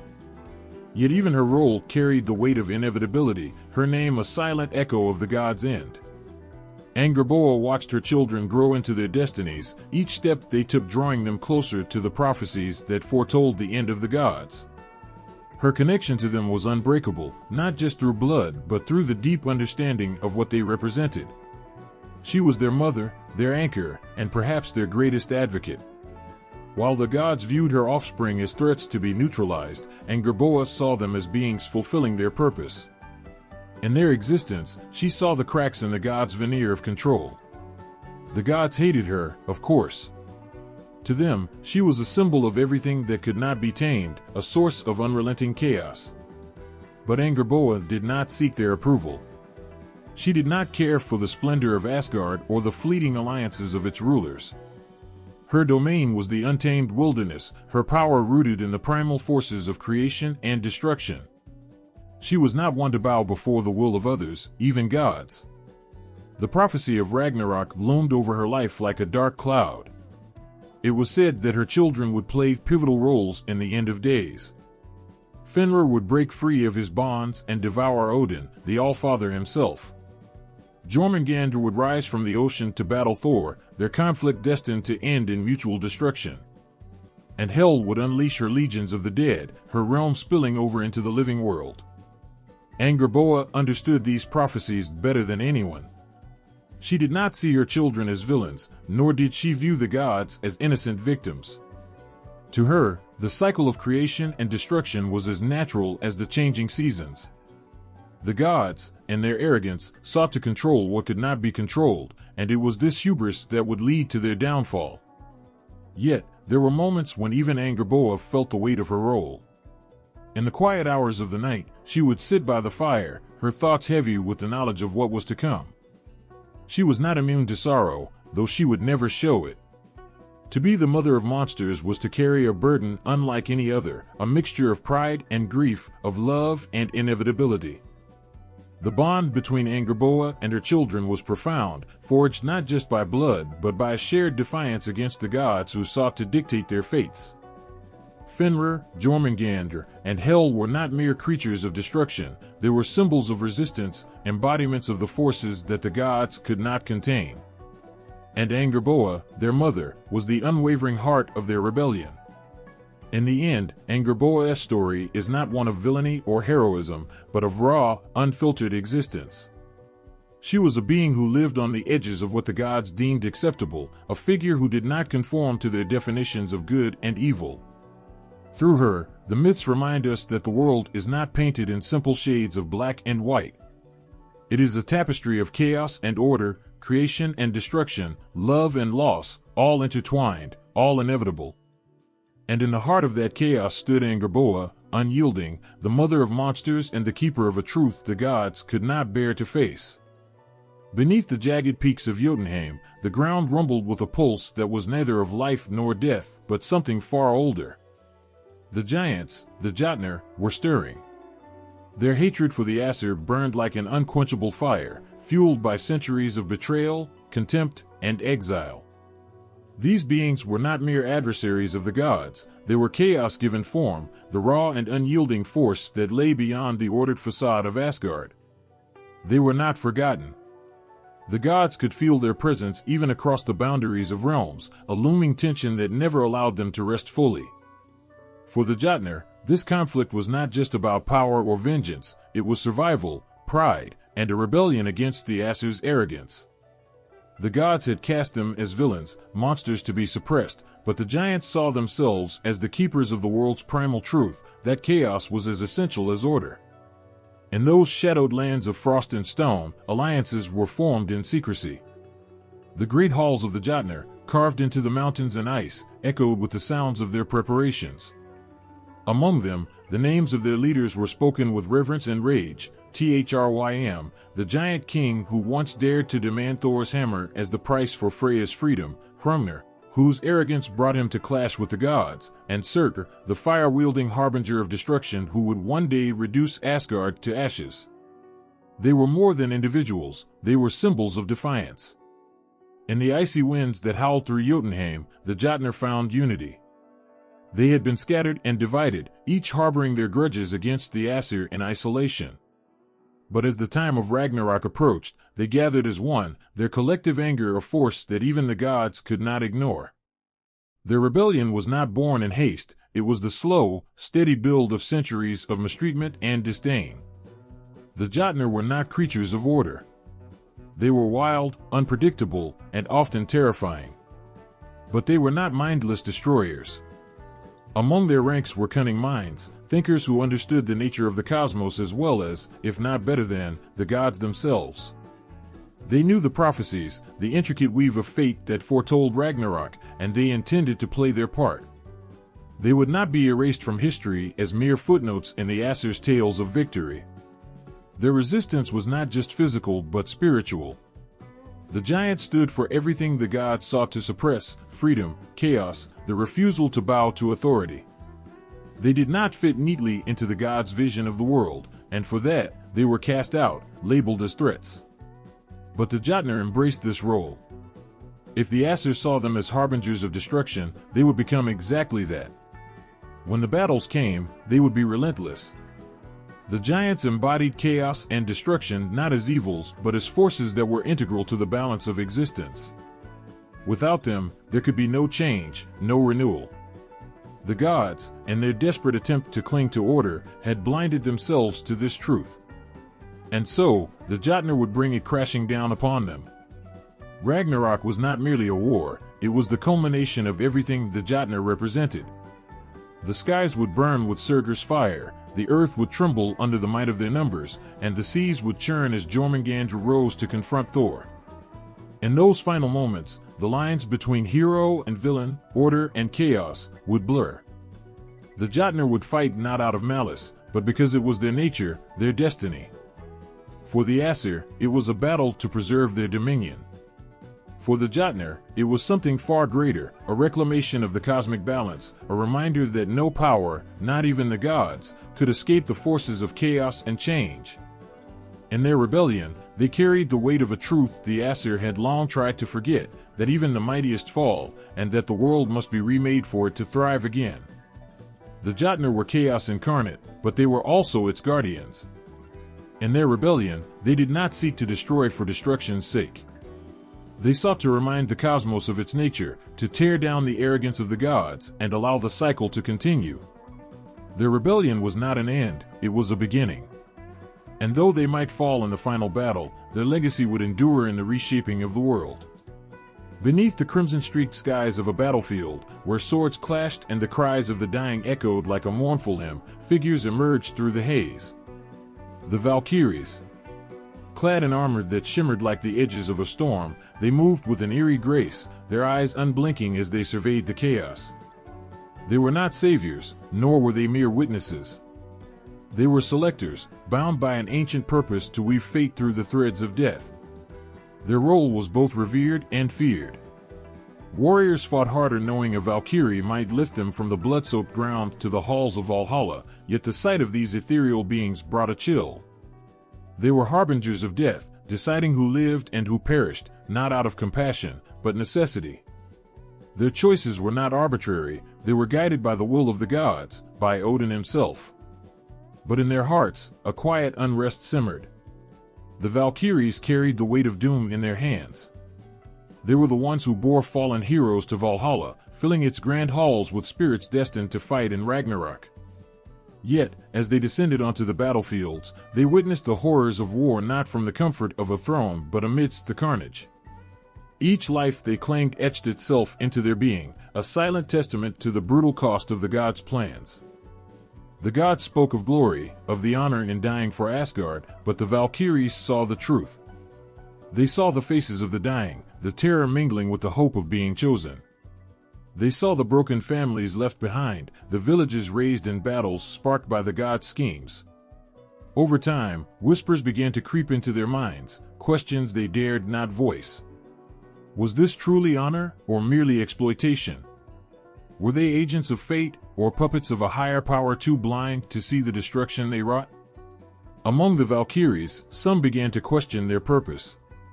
To obey Odin was their sacred duty, yet disillusionment coiled around them like a serpent. Why did the gods, with all their power, need the sacrifice of mortals to sustain their glory? Why did their vision of order require so much death, so much despair? The rebellion was not an open defiance, but a subtle shift, a growing hesitation in their ranks. The battles grew bloodier as the days of Ragnarok loomed closer. The gods grew restless, their demands harsher. The Valkyries were sent to claim not just the honorable, but anyone who could wield a sword. As they carried the fallen to Valhalla, their wings darkened by the smoke of burning fields, the weight of their actions pressed harder on their hearts. They began to see themselves not as the noble handmaidens of Odin, but as pawns in a cruel game. There was one among them, perhaps the boldest of their kind, who dared to act on her doubts. She did not forsake her duties entirely, for that would bring the wrath of the gods upon her sisters. Instead, she began to speak to the fallen, to offer them a choice. "You may rise to Valhalla," she would say, her voice steady despite the turmoil within, "or you may rest in peace, free from the gods' war." Few turned away from Valhalla, lured by its promises of eternal feasting and glory. But for those who did, she felt a flicker of something she had not felt in centuries: hope. It was not just the mortals who questioned the gods. Among the Valkyries, the seeds of rebellion spread. They began to see themselves as more than servants of Odin, more than tools of fate. They had power, not just over life and death, but over the stories that would shape the end of days. The gods had taught them to obey, but they were beginning to remember what it meant to choose. The Valkyries were more than agents of fate, they were beings of immense strength and will. They could reshape destiny, though it would come at a cost. They knew that any rebellion, any defiance of the gods, would mark them as traitors, as enemies. Yet some among them embraced this possibility, believing that the gods' tyranny could not last forever. If chaos was inevitable, then perhaps it was their duty to ensure it led to something better. Their rebellion was not a declaration of war, but a quiet, profound act of defiance. They began to question Odin's commands, to listen more to the cries of the dying than the voices of the gods. In their silence, they found strength. And as the end of days approached, their role in Ragnarok became uncertain. Would they fight for the gods who had bound them, or would they break their chains and forge a new path? The gods never noticed the shift, too consumed by their fears of the coming doom. But the Valkyries felt it in every choice they made, and every soul they claimed or spared. They had been cast as servants of death, as instruments of the gods' will, but they were becoming something more. They were the bearers of a truth that even the gods could not escape, that fate was not a script written by divine hands, but a tapestry woven by those who dared to act. As the fires of Ragnarok drew nearer, the Valkyries stood at the edge of a precipice. They were no longer merely agents of fate, they were the keepers of a power that could alter the course of history. Whether they would use it to uphold the gods' order or to shatter it remained uncertain, but one thing was clear: the Valkyries were no longer content to simply follow. They were ready to decide. In the shadowed depths far below the roots of Yggdrasil, a sound echoes, a grinding, relentless noise like bones splintering under unseen pressure. It is the sound of teeth, gnawing endlessly, a sound that has endured for eons. Nidhogg, the dragon of the underworld, coils in the darkness, his immense form shifting amidst the decayed remnants of what once thrived. His teeth carve into the roots of the world tree, a slow and deliberate act of destruction, a reminder that even the most enduring forces are not beyond ruin. There is a peculiar stillness in his domain, a suffocating absence of life. The air is heavy, laced with the stench of rot, as if the ground itself is mourning the weight of his presence. Nidhogg embodies a kind of decay that is not swift or merciful but creeping and insidious. His claws rake against the earth as he shifts his body, each movement betraying a quiet power, the kind that lies in waiting rather than striking.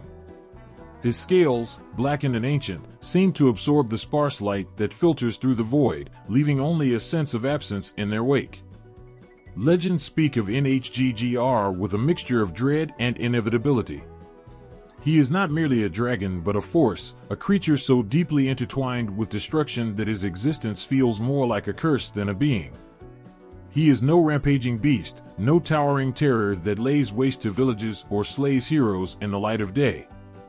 Nidhogg's power is subtler, more insidious, like the rot that spreads within a tree long before it falls. He gnaws at the roots of Yggdrasil, not out of hunger or anger, but out of a dark necessity. Every bite he takes reverberates through the 9 worlds, a silent reminder of their fragility. The gods, for all their might, cannot stop him. The world tree itself bears his torment without retaliation, its vast expanse groaning under his eternal assault. There is no battle to be won here, no victory to be claimed. Nidhogg's role is not one of conquest but of entropy, a living testament to the truth that even the grandest of creations must one day crumble. Nidhogg's association with the underworld ties him to those who have been cast out, the dishonored dead. He is their guardian, their tormentor, and their companion, a figure who watches over those who exist on the fringes of glory. Those unworthy of Valhalla, the halls of the gods, find themselves in his domain, their spirits left to linger in a place where hope does not tread. He feeds on them, as he feeds on the roots of Yggdrasil, his hunger as endless as the dark expanse that surrounds him. Yet, there is something strangely poetic in his existence. Nidhogg is not a villain in the traditional sense. He does not seek power or dominion. He does not revel in destruction or yearn for chaos.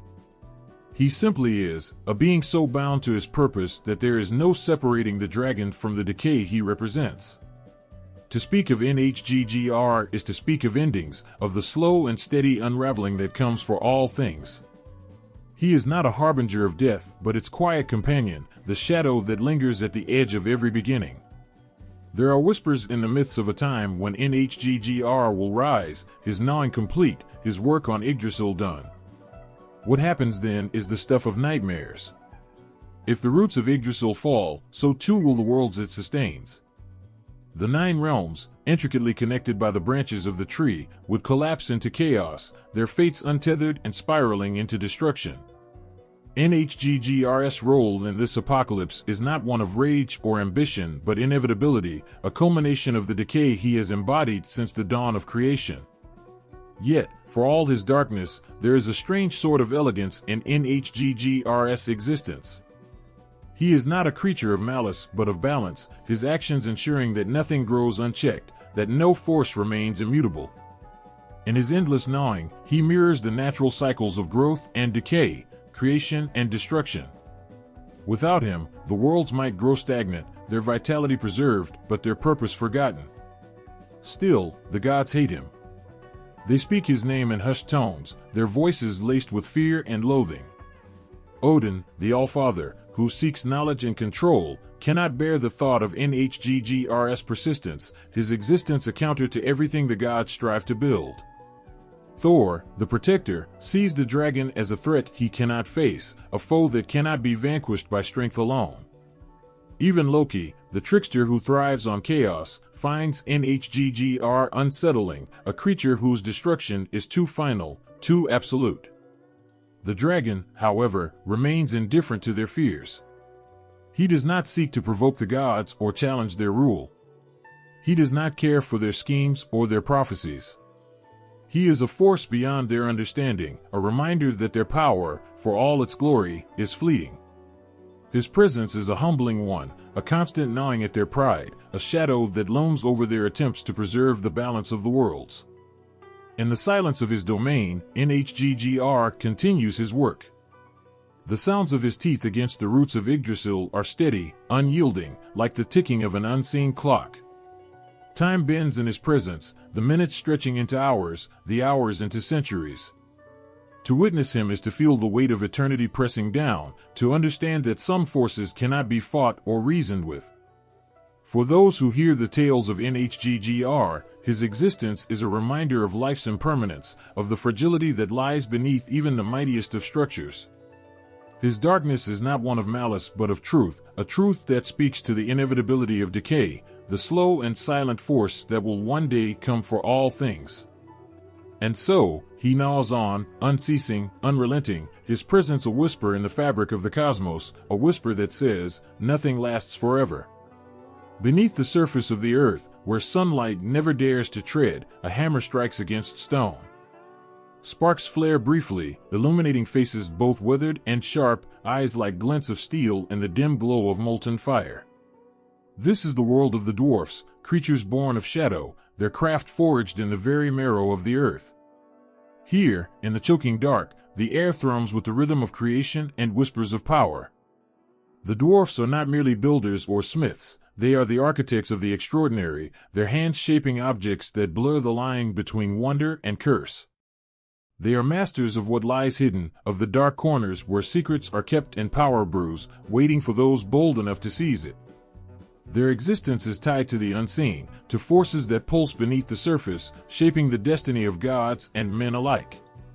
Legends speak of their origins, birthed from the flesh of Ymir, the first giant, their forms molded from chaos itself. Unlike the gods who command the heavens or the giants who stride the wilds, the dwarfs chose the shadows. They built their halls deep within the earth, where stone and metal speak to those who listen. Their skill became unparalleled, their creations infused with the essence of the dark, both its beauty and its danger. Among their many works, there are pieces that defy comprehension, objects that carry a weight beyond their physical form. They crafted Mjolnir, Thor's mighty hammer, a weapon of such perfection it could level mountains. Yet even this marvel bore a flaw, its handle short, a testament to the peril of meddling with forces not fully understood. They forged Draupnir, the golden ring of Odin, which multiplies itself endlessly, a symbol of greed and abundance entwined. And then there was Gleipnir, the silken chain that binds Fenrir, unbreakable despite its delicate appearance, wrought from impossibilities, the sound of a cat's footfall, the roots of a mountain, the breath of fish. Their creations do not merely exist, they resonate. Every hammer strike, every molten pour imbues these artifacts with something intangible, power, yes, but also an echo of the darkness from which they were born. To hold something crafted by the dwarfs is to feel that darkness thrumming in your palm, a whisper that says the object is alive in ways you cannot understand. But with such brilliance comes a shadow, for the dwarfs do not craft without consequence. Their objects often carry a price, a curse that coils around the bearer like an unseen serpent. Consider the tragic beauty of Andvaranot, the ring of Andvari, which brought ruin to all who possessed it. Its glittering surface concealed a malevolence that turned brothers against each other, fueled betrayals, and spilled blood across generations. Its curse was not accidental, it was woven into the metal itself, a reflection of the darker truths the dwarfs understand all too well. To create is to invite chaos, to toy with forces that demand respect and retribution. The dwarfs know this, yet they craft anyway, their pride and skill compelling them to walk this razor's edge. They are not bound by mortal fears, or even by the whims of the gods, who often come to them begging for aid. Loki himself once underestimated their cunning, challenging them to prove their worth. In response, they forged treasures so magnificent they left even the trickster awestruck, though not without leaving their mark upon him as well, a reminder that even gods are not immune to the consequences of seeking what lies in the dark. The halls of the dwarfs are as much a reflection of their nature as their creations. These are no glittering palaces, they are fortresses of stone, carved with precision and purpose, their beauty lying in their stark functionality. The forges glow with a light that seems alive, a fire that never wavers. The air hums with the clang of metal, the hiss of steam, and the murmurs of incantations spoken in tongues long forgotten. The dwarfs work with an intensity that borders on obsession, their eyes fixed on their creations as though they see something others cannot. For them, crafting is not merely a skill but a kind of worship, a communion with the forces that shape the world. Each strike of the hammer, each twist of molten metal, is a conversation with the earth itself, a dance with the raw, untamed energies that lie beneath its surface. They do not fear these forces, they embrace them, bending them to their will even as they acknowledge their own fragility in the face of such power. And yet, for all their mastery, the dwarfs are not immune to the allure of their creations. The same darkness that imbues their work often finds its way into their hearts.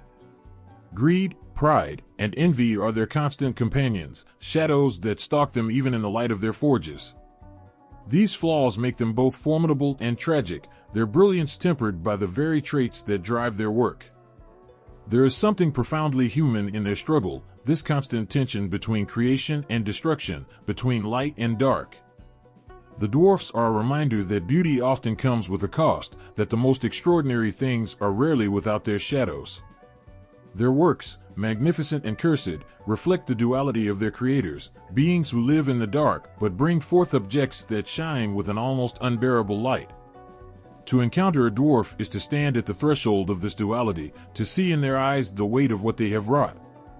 They carry the burden of their creations like a cloak, their pride tempered by the knowledge of what those creations have done and will do. They are not heroes or villains, but something more complex, a reflection of the forces that shape the world, forces that are as much about destruction as they are about creation. And so they continue their work, hammering in the dark, their sparks lighting the shadows for just a moment before fading. Each creation carries a piece of them, a fragment of the darkness they know so intimately. They are the masters of the hidden, the unseen, the forbidden. Their works will outlive them, their legacies carved not in stone but in the lives they touch, sometimes for good, often for ill. In their forges, the world is remade, one hammer strike at a time, a fragile balance of brilliance and shadow, creation and curse.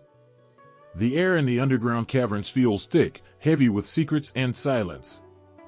Shadows seem alive, shifting and twisting in ways that make the heart quicken. In this eerie stillness, there is a presence, a sense that unseen eyes are watching, waiting. These are not the gentle, ethereal beings of sunlight and meadows. No, this is the domain of the Svartalfar, the dark elves, creatures of shadow and subtle malice. The dark elves are not bound by the whims of the surface world.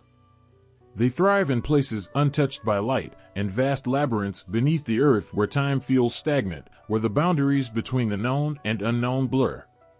Their existence whispers of mystery, their lore steeped in half-truths and the fear they leave in their wake. They are not meant to be seen, but their presence is always felt, a chill that creeps up your spine, the faint rustle of movement when no one is there, the gnawing feeling that you are not alone. Their nature is not easily defined, for they embody the ambiguity of shadows themselves. They are neither entirely physical nor entirely spirit, existing somewhere in the blurred lines between. Their forms are said to be dark and indistinct, blending seamlessly into their surroundings as if born from the blackness itself. In the rare moments they choose to show themselves, their eyes glint like polished obsidian, reflecting only the coldness of their intentions. Legends murmur that the dark elves are tied to the underground in ways that go beyond mere residence. They are thought to draw power from the very bones of the earth, tapping into energies that hum far beneath the surface. These energies manifest in their craft and their influence, both of which are imbued with a strange, otherworldly quality. They are artisans of shadows, their creations laced with enchantments that carry an edge of malice, a blade that bites deeper, a charm that twists fate. Everything they touch seems to hold a piece of their dark essence, a whisper of their silent, lurking presence. The Svartalfar are not content to merely exist in their hidden halls. They are watchers and schemers, their minds always churning with plans unseen. They are said to be master manipulators, influencing the world above in ways that remain invisible until it is too late. A curse uttered from their lips can seep into the fabric of reality, unraveling lives with quiet, insidious precision. Yet, they are not often caught in acts of outright aggression. They prefer the subtle, patient destruction of their enemies, like the slow drip of water carving stone. Their malevolence is not born of mindless cruelty but of an innate understanding of the shadows they inhabit. They know the power of fear and uncertainty, how it can twist the strongest resolve and unravel the firmest alliances. They wield it like a weapon, not with brute force, but with quiet cunning. To face the dark elves is to battle an enemy you cannot see, to feel the weight of their gaze pressing on your soul even when you are alone. It is said that they harbor a resentment, an anger buried deep within their essence. Whether this stems from their banishment to the dark or from their own isolation is unclear, but it fuels their malevolence, sharpening their edges. They are not chaotic, though. There is a strange, eerie order to their actions, a methodical precision that makes their influence all the more unsettling. They do not lash out without reason, they wait, silent and still, until the perfect moment to strike.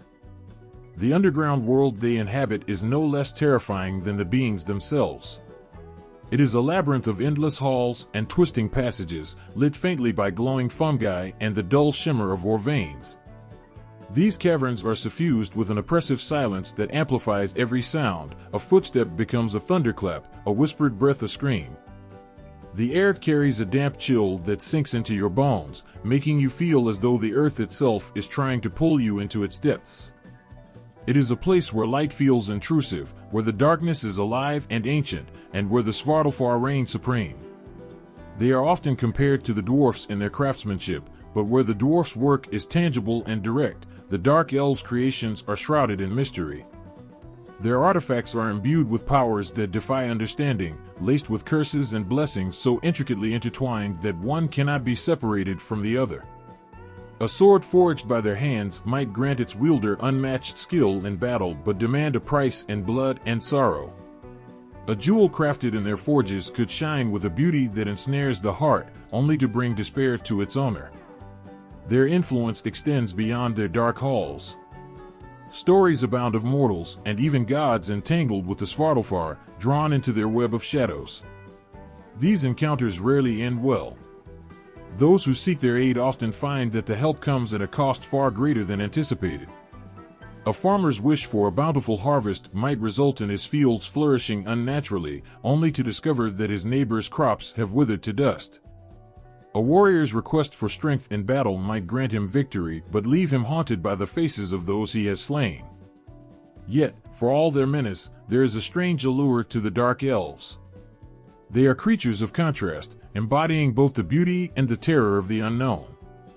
They are silent but powerful, hidden but omnipresent. To know them is to confront the shadows within yourself, to face the parts of your soul that lurk in the dark corners, whispering fears you dare not name. In their silence, there is a lesson that darkness is not merely an absence of light, but a presence all its own. It is not a void but a force, as alive and potent as the sun itself. The Svartalfar are the keepers of this truth, guardians of the shadows that shape the world as much as the light does. They remind us that the dark is not to be dismissed or feared without understanding, for it is in the shadows that we often find the most profound truths. And so they remain, silent and unseen, their existence woven into the fabric of the underground and the stories that rise from it. They are neither wholly evil nor wholly good, but something far more complex, a force that cannot be easily categorized, a presence that lingers long after the last whisper has faded into the stillness. Beneath the gnarled roots of Yggdrasil, where shadows cling like memories and the air hums with the weight of eternity, three figures move with quiet purpose. They are neither mortal nor god, but something far older, far more absolute. The Norns sit at the edge of time itself, their hands weaving the threads of existence. Every life, every death, every triumph, and every fault passes through their fingers, entwined in a tapestry that no one, not even the gods, can escape. There is an unsettling stillness around them, a sense that nothing is hidden from their gaze. They know you before you are born. They see the moment of your greatest joy, the instant of your deepest despair, and the hour of your final breath. To stand before the Norns is to confront the inevitability of your own fate, to feel the weight of your life reduced to a single thread in an endless weave. Their names carry whispers of power, the keeper of what has been, Verandi, the guardian of what is, and Skuld, the harbinger of what will come. Together, they embody the passage of time, each thread they touch shimmering with the essence of past, present, and future. But this is not a gentle or merciful power. Their work is as merciless as the tide, as unyielding as the mountains. The Norns do not judge, nor do they offer explanations. They simply weave. And yet, there is a darkness to their craft, a shadow that lingers in the patterns they create. For every moment of hope, there is a tragedy waiting in the wings. For every hero who rises, there is a fall that must balance the scales. Their hands, though steady, carry the weight of doom, shaping destinies that often lead to despair. It is said that even the gods themselves fear the Norns, for no prayer, no sacrifice, no act of defiance can alter what has been spun. The gods, mighty as they are not spared from the Norns' web. Odin, the All-Father, sought their wisdom and paid dearly for it. He gave his eye to drink from the well of knowledge near their dwelling, hoping to understand the threads of fate. What he saw terrified him, a future of chaos, betrayal, and death. He saw Ragnarok, the end of everything, and the Norns' quiet acceptance of it. They did not mourn the destruction to come, they simply continued their work, their hands moving with a rhythm that felt eternal. For the Norns, there is no good or evil, no right or wrong. There is only the weave. Their detachment is chilling, their dispassion a reminder that fate is blind to the desires of those it governs. They do not choose sides, they simply follow the patterns laid before them. But this neutrality is its own form of cruelty, for it denies hope, denies the possibility of escape. In their silence, they seem to say, this is how it must be. Mortals, too, fall under their gaze. Farmers, warriors, kings, all are equal before the loom. A child born under a starless sky may grow to wield great power, only to see it crumble in his hands. A mother's joy at the birth of her child may be shadowed by the knowledge that the same thread holds the day of that child's death. The Norns give nothing without taking something in return. Their gifts are double-edged, their blessings laced with curses. The threads they weave are not lifeless strands, but vibrant, pulsing with the energy of existence. They intertwine and collide, forming patterns that are as beautiful as they are tragic. A thread may burn brightly, only to be snuffed out without warning. Another may stretch on endlessly, its colors fading into monotony. Each thread is unique, yet all are bound by the same inescapable truth: they must eventually come to an end. There are stories of those who have tried to defy the Norns, to wrest control of their fate from the cold hands of destiny. These tales always end the same way, in ruin. To challenge the Norns is to challenge the very fabric of reality. It is to tear at the threads of existence, to risk unraveling the entire tapestry. And yet, some still try, driven by desperation or arrogance, only to find themselves ensnared more tightly than before. The Norns are not without their own mysteries. Some say they are older than Yggdrasil itself, their power drawn from the void that existed before creation. Others believe they are bound to the tree, their lives entwined with its roots. There are whispers that they were once mortal, chosen for their wisdom and bound to the loom for eternity. But the truth is unknowable, hidden in the shadows they so effortlessly command. Their connection to doom is not simply a matter of foretelling. It is an active force, a pull that shapes the world in subtle, inescapable ways. When a hero hesitates at a crucial moment, when a king makes a decision that leads to war, when a mother's cry echoes through an empty cradle, the Norns' influence can be felt. They are the unseen hand that guides events to their inevitable conclusion, the silent architects of both triumph and despair. And yet, for all their power, there is a haunting loneliness to the Norns. They are bound to their task, unable to stray from the loom that holds the fates of all things. They do not celebrate the joys they weave, nor do they mourn the tragedies. They are both creators and prisoners, their existence defined by the threads they cannot escape. In their detachment, there is a sorrow so deep it cannot be expressed, only felt, a shadow that lingers long after their work is done. To speak of the Norns is to speak of inevitability, of the fragile balance between hope and despair. They are neither saviors nor destroyers, but something far more profound, the keepers of what must be.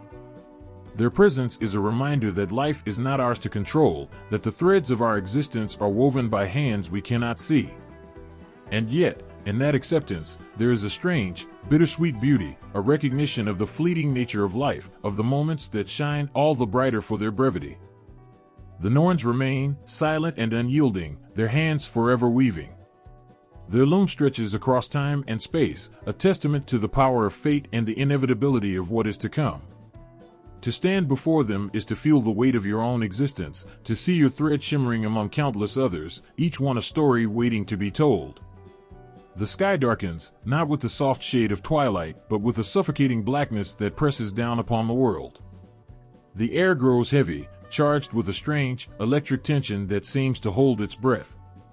Somewhere in the distance, a horn sounds, low, mournful, and resonating with a truth that cannot be denied. The call is unmistakable, the end is near. This is no ordinary battle, it is the unraveling of existence. Ragnarok, the doom of the gods, has been whispered across ages and realms, a shadow lurking just beyond the edges of every story. Now, it steps into the light, not as a promise of renewal, but as an unstoppable reckoning. The first tremors come not from the ground, but from the soul of the earth itself. Yggdrasil, the great tree that binds all realms together, shudders as its roots are gnawed upon by Nidhogg, the dragon of decay. Its branches tremble under the weight of the heavens splitting apart. Stars, once steadfast in their place, are swallowed by the wolf's skull and Hati. With their fall, light itself becomes a fleeting memory, leaving the world to face its final days in shadows. And then it begins. The seas churn and rise as Jormungandr, the world serpent, stirs from his endless slumber. His massive coils writhe, disturbing the oceans and sending waves crashing into the lands.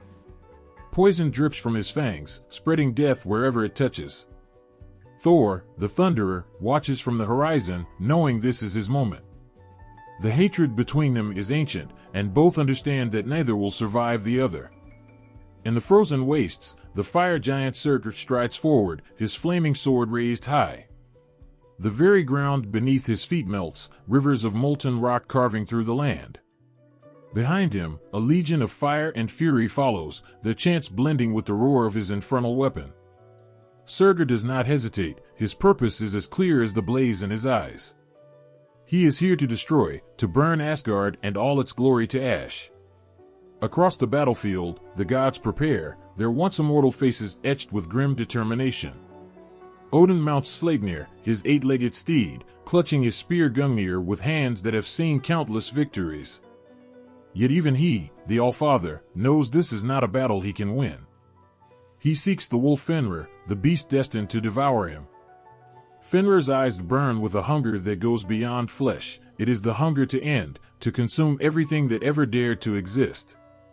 Their clash is ferocious, a meeting of raw power and divine will, but prophecy cannot be undone.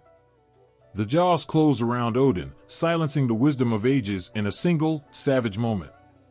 Elsewhere, Heimdall stands vigilant, his horn Gyllerhorn still echoing in the distance. He meets Loki, the trickster whose betrayal has led to this chaos. Brother against brother, they fight with a fury born not just of rivalry but of a shared history that neither can escape. Their blades flash in the dim light, and though Heimdall's strike lands true, he too falls to Loki's final blow. They collapse together, their fates entwined in death as they were in life. The skies crack open, and from the void emerges Hel, her half-dead visage a stark reminder of life's fragility. She commands the dead, an army of silent warriors who march under her gaze. Their presence chills the battlefield, a grim counterpoint to Surtur's fiery devastation. Together, they encircle the living, gods, and mortals alike, tightening the noose with every step. Amidst the chaos, Freyr, unarmed but undaunted, stands against Surtur. He fights valiantly, his spirit as bright as the sun he once represented. But the fire giant is unrelenting, his sword a flame that cannot be extinguished. Freyr falls, and with him, the hope of peace dies. The ground itself begins to give way as Jormungandr unleashes his venomous breath. Thor charges, his hammer Mjolnir striking with the force of 1,000 storms. Their clash is earth-shattering, thunder and poison colliding in a battle that shakes the 9 realms. In the end, Thor triumphs, slaying the serpent with a final, mighty blow. But victory comes at a cost. Thor stumbles, his body succumbing to the deadly venom that courses through his veins. He collapses beside the lifeless serpent, their bodies entwined as a testament to their hatred and their end. The fire spreads, consuming everything in its path. Surtur reaches the heart of Asgard, his sword raised high as he brings it down with devastating finality. Flames engulf the golden halls, and the cries of the gods are swallowed by the roar of destruction. The great tree Yggdrasil, once a symbol of life and connection, begins to splinter, its branches snapping under the weight of annihilation. And yet, even in this chaos, there is a strange, terrible beauty. The end is not sudden, it is slow and inexorable, like a wave building in the distance until it crashes with unstoppable force. The battles are not simply fights, they are reckonings, each one steeped in the weight of destiny. Every strike, every cry, every death feels as though it has been written in the stars, inevitable and unyielding. The gods, once so mighty, are now shadows of their former glory. Their fall is not a failure but a fulfillment of the prophecy they have always known. They do not fight to survive, they fight because they must, because their roles in this grand, tragic play demand it. They are warriors, not of victory but of fate. As the final flames consume the world, a deafening silence falls. The clash of swords, the roar of fire, the cries of the dying, all are gone. In their place is a void, an emptiness that feels both suffocating and strangely serene. The world has ended, as it was always meant to. Ragnarok has come, and with it, the story of the gods has reached its final chapter. The flickering firelight played across Loki's face, casting shadows that seemed to twist and writhe like serpents. His sharp eyes gleamed with something unspoken, a glint that chilled even the most steadfast gods. There was a quiet in the room, a silence heavy with the weight of his words. No one dared to laugh at his mischief this time, for the tone in his voice was not one of jest but of certainty, a dark, foreboding certainty that made even the mighty Odin shift uneasily in his seat. I see a time when the gods will fall, Loki began, his voice soft but carrying to every corner of the great hall. When chaos will rise like a tide, drowning your precious Asgard in fire and blood. The air grew still as if the world itself paused to listen. Loki, the silver-tongued trickster, so often the source of laughter and anger, was now something entirely different. There was a gravity in his words, a weight that settled deep in the bones of those who heard. "They will come," he said, his lips curling into a faint, bitter smile. "The wolves, the serpent, the fire. They will come, not because they hate you, but because it is their fate, your fate. And I will be the one to light the spark." The gods did not speak, though many felt the urge to deny his claims. But how could they? Loki's words carried the sting of truth, a truth that none wished to face. Even Odin, the All-Father, who had sacrificed so much for knowledge, could not meet Loki's gaze. Loki stood, his movements graceful yet deliberate, like a predator circling its prey. "You call me the father of lies," he said, his voice rising slightly, "but this is no lie. You think you hold the threads of fate, but they are already frayed, unraveling with every passing moment. And when the time comes, you will know." The first crack in the foundation came quietly, like a whisper in the dark. Baldur, the shining god beloved by all, was struck down. His death was an accident, or so it seemed, an innocent prank gone terribly wrong. Yet Loki's hand was undeniable in the tragedy. The mistletoe that pierced Baldur's heart had been his doing, and with that act, he had set the first stone in the avalanche. The grief that followed was unbearable, not only for Baldur's family but for all who called Asgard home. Frigg's wails echoed through the heavens, her sorrow a haunting melody that seemed to seep into the very fabric of existence. Odin stood silent, his heart heavy with the knowledge that this was just the beginning. Loki watched it all, his face unreadable. Was there regret? Satisfaction? Perhaps both. He did not speak of his intentions, nor did he ask for forgiveness. Instead, he disappeared into the shadows, leaving behind a wound that would never fully heal. As time passed, the gods began to see the threads of Loki's prophecies taking shape. Fenrir, the monstrous wolf, grew larger and more restless, his chain straining against his strength. Jormungandr, the world serpent, stirred in the depths of the ocean, his massive body coiling and uncoiling with unease. And Hel, the half-living ruler of the underworld, grew colder and more distant, her gaze fixed on something only she could see. Loki's children, born of chaos and shadow, were not merely agents of destruction, they were the harbingers of an inevitable doom. And Loki himself, the one who had sired them, seemed to be the thread that connected them all. Wherever he went, trouble followed, and the gods could not shake the feeling that he was always a step ahead, always knowing what was to come. One day, Loki stood at the edge of the Bifrost, the rainbow bridge that connected Asgard to the mortal realms. He looked out over the vast expanse of existence, his expression unreadable. Heimdall, the watchman of the gods, approached cautiously, his ever-watchful eyes fixed on the trickster. "Why do you do this?" Heimdall asked, his voice steady but filled with quiet anger. "Why do you sow chaos when you know what it will bring?"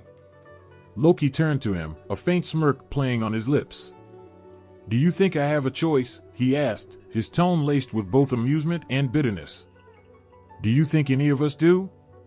The Norns have woven the tapestry, and I am but a thread in their design." Heimdall did not respond, for what could he say? Loki's words rang true, no matter how much he wished to deny them.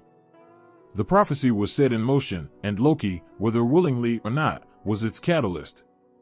The final act began when Loki, now an outcast from Asgard, found his way to the Jotnar. Among the giants, he found allies who shared his disdain for the gods, and together, they plotted the end. It was not vengeance that drove Loki, nor ambition. It was something deeper, something darker, a sense of inevitability that gnawed at his very soul. He saw the world burning in his dreams, saw the gods falling one by one. He saw Surtur, the fire giant, raising his flaming sword to the heavens, and Fenrir breaking free of his bonds to devour Odin. He saw the clash between Thor and Jormungandr, their mutual hatred consuming them both. And he saw himself, standing amidst the chaos, neither victor nor vanquished, but simply there.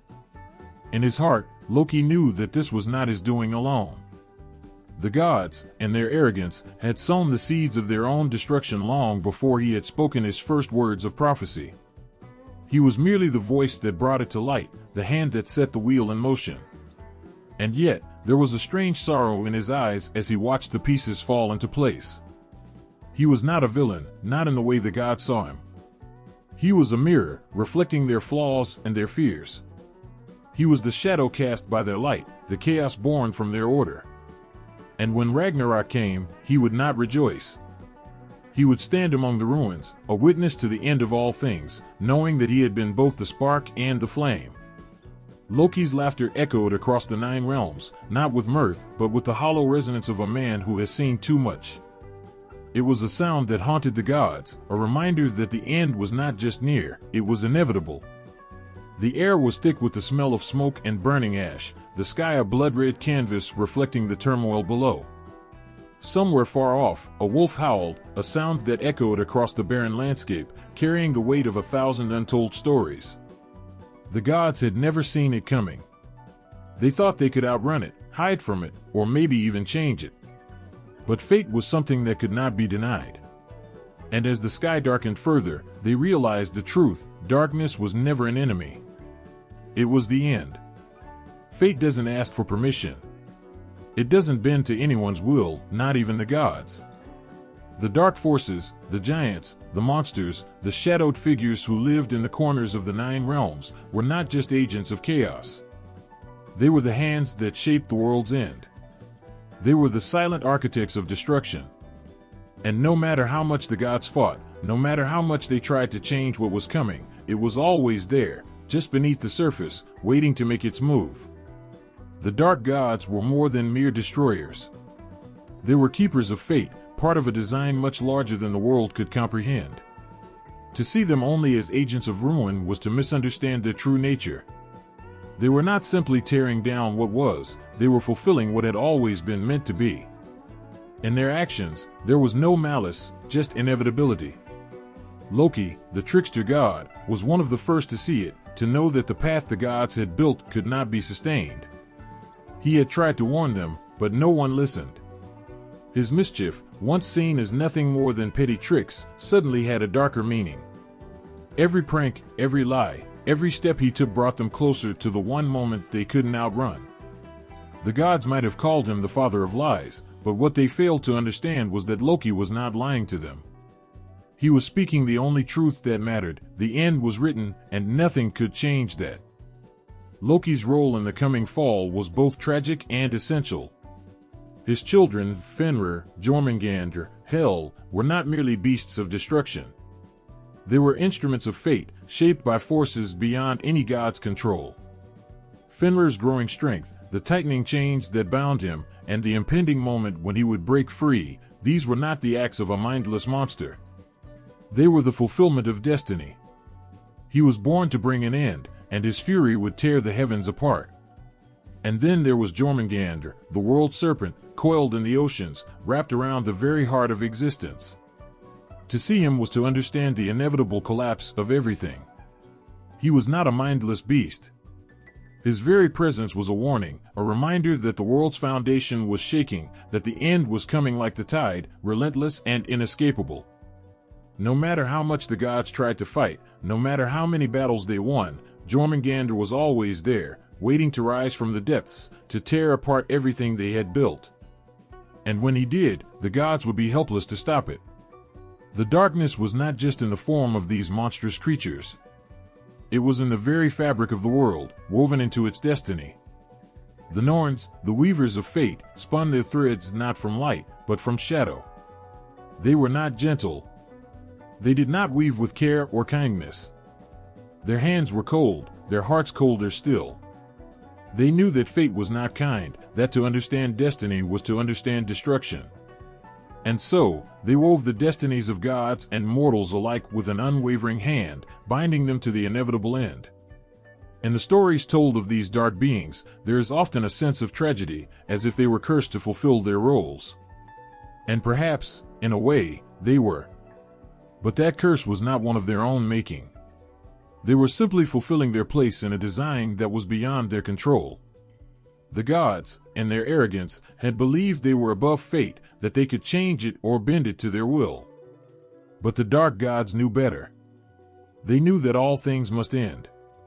The fire, the ice, the darkness, these were the forces that would reshape the world. And the gods, for all their power, could not escape them. As the time of Ragnarok approached, the gods could feel it. The land grew colder. The winds harsher. The skies darkened. And it was no longer just the whispers of Loki or the growls of Fenrir that filled the air. It was the sound of destiny. The gods had fought their battles, built their kingdoms, and basked in their glory, but now they were faced with something far more terrifying, the realization that they were not the masters of their fate. The darkness that had always lingered on the edges of their consciousness was no longer a whisper. It was a roar.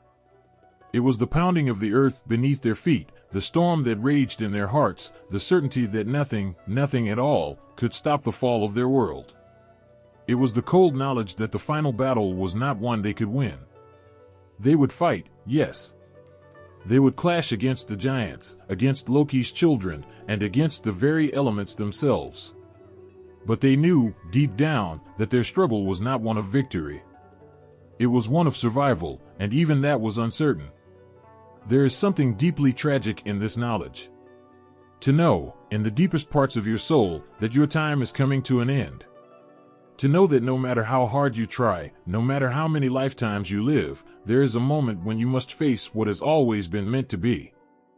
The gods, in their pride and their strength, had built their world on the belief that they could outlast anything. But in the end, it was the darkness, those very forces they had ignored, that would bring them to their knees. The dark gods were not just agents of destruction. They were the weavers of destiny. They were the shadows that walked beside the gods, the whispers in their ears, the cold hands that guided them toward their inevitable end. And as the world moved toward its final moments, those who had once thought themselves invincible were left to confront the one thing they could never conquer, their own fate. The darkness was not their enemy, it was their truth. The wind howled through the endless void, a sound that felt more like a scream than anything natural. Beneath the shifting skies, a figure stood alone, bound not by chains of iron but by a destiny forged in pain. Loki, the trickster, the outcast, the father of monsters, was not free. He never had been. His cunning, his wit, his chaos, they were not weapons of liberation. They were the marks of his curse, a curse that stretched beyond him, infecting his bloodline and echoing through the halls of the gods themselves. The gods liked to think of themselves as just and wise, their punishments handed down with reason. But their actions spoke of something darker, something vengeful and desperate. They feared Loki, not for what he had done, but for what he represented. He was the shadow of their hypocrisy, the embodiment of everything they tried to deny. And so they cursed him, bound him to torment, and in doing so, bound themselves to a fate they could not escape. Loki's punishment was one of the cruelest. Cast down, chained beneath the earth, venom dripping onto his face, his every moment was agony. His scream shook the mountains, and yet, even in his suffering, he was not defeated. His wife, Sigyn, stayed by his side, catching the venom in a bowl to spare him what pain she could. But no bowl could hold forever, and each time she turned away to empty it, the venom would strike. His body writhed in agony, his cries like thunder, a reminder to the gods above of the cost of their so-called justice. And yet, it wasn't just Loki who bore the weight of these curses. His children were bound by the same dark fate, their lives twisted by the gods' fear and anger. Fenrir, the wolf destined to devour the sun, was no monster at birth. He was a creature of strength and loyalty, one who only wanted to belong. But the gods saw his potential for destruction and chose to act not with understanding, but with chains. They tricked him, bound him, and left him to rot in isolation. The moment he realized their betrayal, his howls shook the heavens, a sound of heartbreak and rage that even the gods could not ignore. Jormungandr, the world serpent, was cast into the ocean, a creature so vast that he encircled the entire world. He lived in the cold, dark depths, alone and forgotten, his presence a silent reminder of the gods' cruelty. Hel, Loki's daughter, was given dominion over the dead, her body a patchwork of life and decay, as though the gods could not decide whether she deserved existence at all. They sent her to Niflheim, a realm as cold and distant as their hearts, and expected her to rule over those who had been cast aside. These curses were not acts of justice. They were acts of fear, of desperation, of gods who saw their own end reflected in the faces of Loki and his children. The gods called themselves wise, but they were blind to the truth. Their punishments were not escapes. They were bonds, tying them ever closer to their doom. Odin, the All-Father, might have sat on his throne with his ravens whispering secrets in his ears, but even he could not escape the shadow of what he had done. He was the one who had cast Loki down, who had decreed the binding of Fenrir and the banishment of Hel. And though he did so in the name of order, his actions dripped with the same chaos he claimed to abhor. The Norns, the weavers of fate, had warned him of what was to come, but he chose to act in defiance, believing that his will could shape destiny. In his pride, he failed to see that every curse, every punishment, was another thread in the tapestry of his own undoing. The cycle of curse and punishment didn't end with Loki and his children. It spread like a sickness, infecting all who came into contact with it. The gods themselves were bound by their own actions, their lives marked by the very darkness they sought to control. Thor, the mighty protector of Asgard, was destined to fall to Jormungandr, his strength no match for the serpent's venom. Tyr, the brave god of war, had lost his hand to Fenrir, a wound that was both physical and symbolic, a reminder of the god's betrayal. Even Baldur, the shining light of Asgard, was not spared. His death, foretold and inevitable, was a curse born of the gods' arrogance. They sought to shield him from harm, making him invulnerable to all but the most insignificant of threats. But their hubris blinded them, and it was Loki, with his cunning, who found the flaw. A single sprig of mistletoe, harmless to most, became the weapon that struck him down. The gods mourned, their grief filling the halls of Valhalla, but their tears could not wash away the truth. They had brought this upon themselves. The endless cycle of curses was not limited to those who were punished. It wrapped itself around those who did the punishing as well. For every chain they forged, every venom they dripped, they added another weight to their own souls. They were not just bound to their fates, they were the creators of them. The darkness they feared so much was not an external force. It was within them, a reflection of their own flaws, their own hubris. And so, the gods sat in their golden halls, their laughter ringing hollow, their feasts tasting of ash. They spoke of victory and strength, of their place as rulers of the 9 realms, but beneath their words was the quiet hum of inevitability. The curses they had cast out into the world were not distant threats. They were seeds, growing in the shadows, waiting to bloom into the very destruction they sought to avoid. The gods were not free. They were trapped, bound by their own fears and actions, their lives shaped by the very curses they had created. They might have called themselves eternal, but in their hearts, they knew the truth. Eternity was a lie. All things had an end, and theirs was coming. The fire crackled low, its embers glowing like the remnants of a fading star. The air was heavy, thick with the scent of pine and the faint trace of something older, something that seemed to pulse with the weight of unseen forces. In the flickering light, a figure sat draped in shadow, her eyes closed yet far from blind. This was the Volva, the seeress whose visions pierced through the fabric of time itself. Her voice, when she spoke, was not a sound but a ripple, a haunting cadence that echoed in the soul of anyone who heard it. She did not choose her words lightly, she didn't need to. What she saw was inevitable, and to speak it aloud was to summon it closer. The gods feared her. They came to her seeking knowledge, but every question they asked was heavy with the knowledge that her answers might unravel them. She had seen the threads of fate, twisted and knotted, weaving the doom of all who walked under the sky.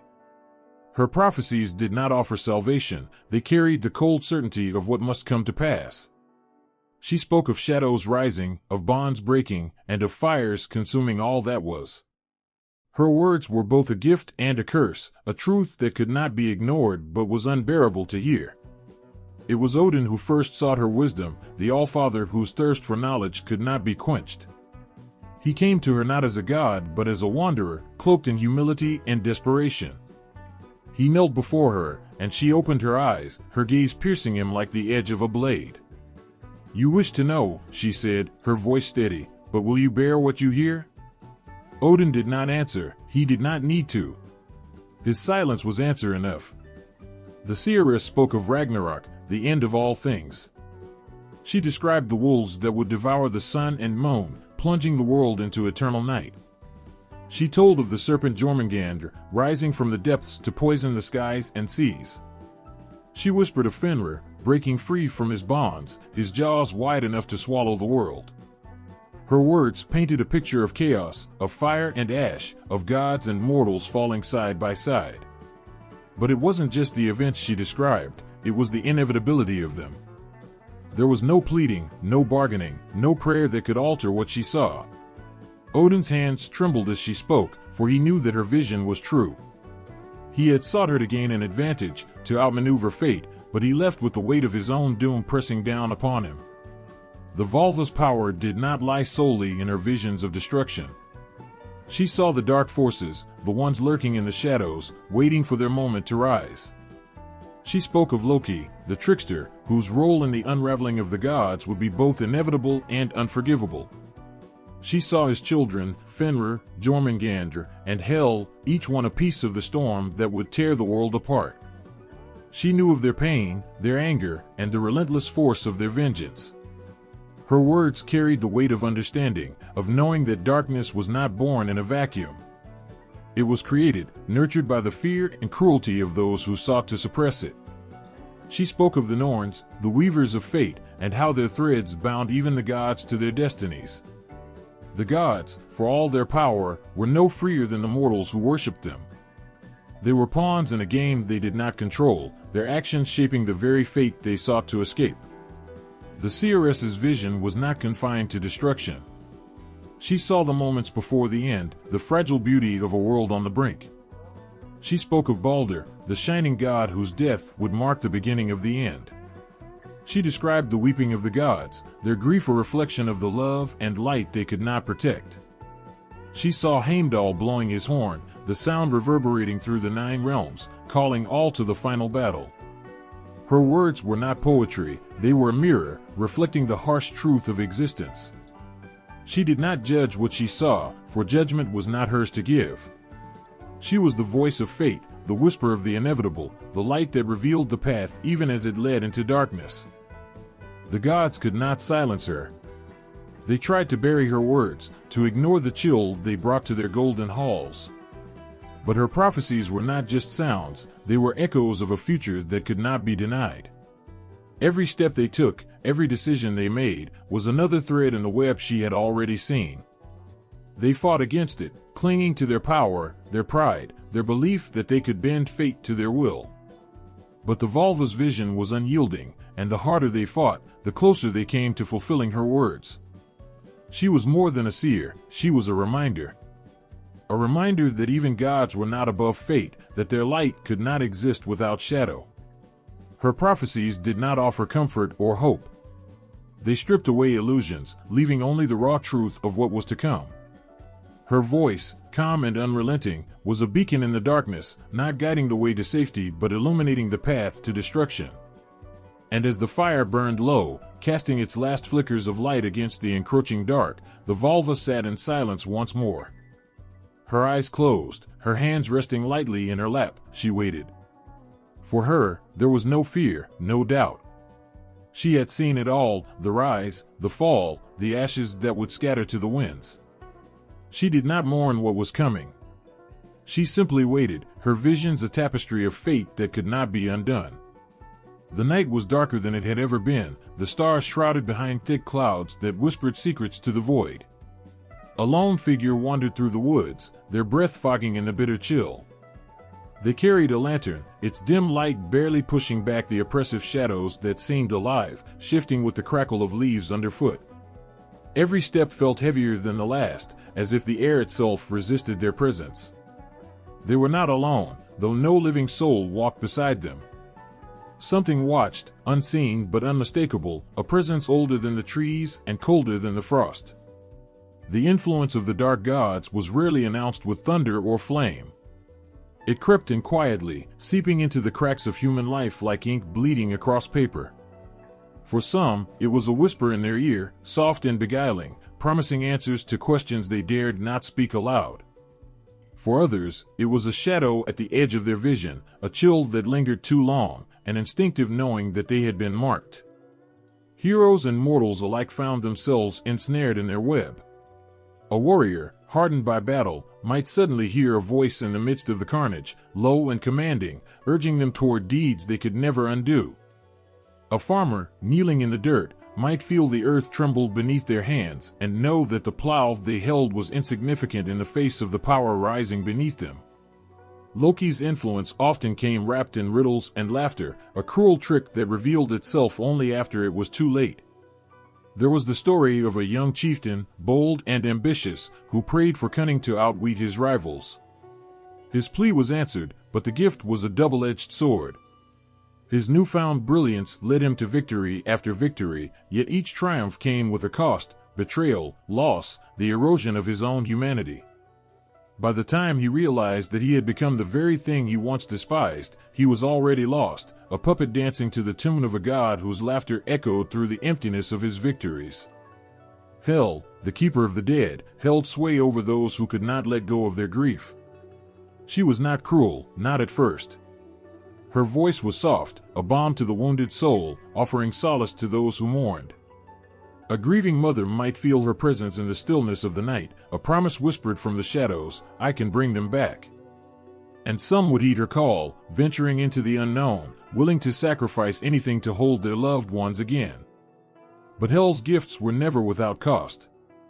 Those who returned were never truly the same, their eyes hollow, their souls tethered to the darkness that had touched them.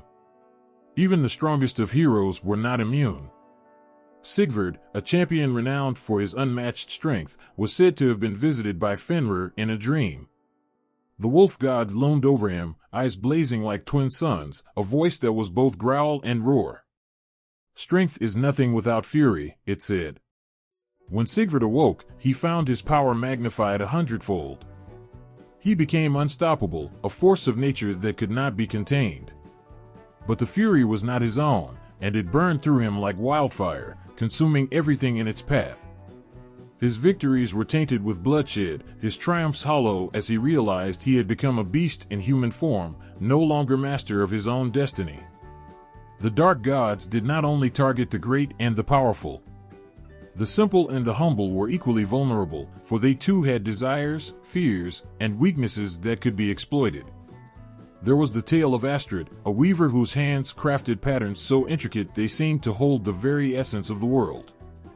One night, as she worked by candlelight, the threads began to twist on their own, forming shapes she did not recognize. She heard a voice, soft and sibilant, calling her name. "Weave my story," it said, and she could not resist. Day by day, her loom spun tales of shadow and chaos, her fingers guided by a force beyond her understanding. Her work became legendary, but with every piece she completed, she felt a part of herself slip away, until all that remained was an empty shell, her soul bound to the one who had claimed her talent. The dark gods thrived on the choices mortals made, the moments when fear, anger, or longing overwhelmed reason. They did not force their will upon the world, they offered it like a gift, beautifully wrapped, waiting to be unwrapped by those desperate enough to ignore the warnings. They understood humanity better than humanity understood itself, knew every weakness, every hidden desire, every unspoken fear. And they used it all, weaving it into the tapestry of fate with threads as dark as the void. Yet, their influence was not always malevolent. There were those who claimed to have found strength in the darkness, to have faced their fears and emerged stronger for it. A warrior might find courage in the face of certain death, inspired by a voice that whispered, "You were born to fall, but you can choose how." A wanderer, lost and alone, might feel the faintest touch of a shadowed hand guiding them toward a path they could not have seen on their own. The dark gods were not kind, but they were not without purpose. Their actions, cruel as they seemed, often served a greater design, one that only they could see. In the mortal world, their presence was felt in the cracks and corners, the places where light faltered and shadows ruled. A village plagued by unending storms might look to the skies and see the hand of Jormungandr, the world serpent stirring in the depths. A king driven to madness by whispers in the night might suspect the touch of Nidhogg, gnawing at the roots of his mind as surely as it gnawed at the roots of Yggdrasil. And yet, for all their power, the dark gods were not omnipotent. Their reach was vast, but it relied on the choices of mortals, the moments when humans, in their frailty, reached for the darkness and embraced it as their own. The wind howled through the jagged cliffs, its mournful wail carrying the echoes of the lost. Below, an endless expanse of shadows stretched into eternity, a bleak and hollow world where the living dared not tread. This was Helheim, the cold, unyielding realm where the souls of the dead found themselves after life had left their fragile forms.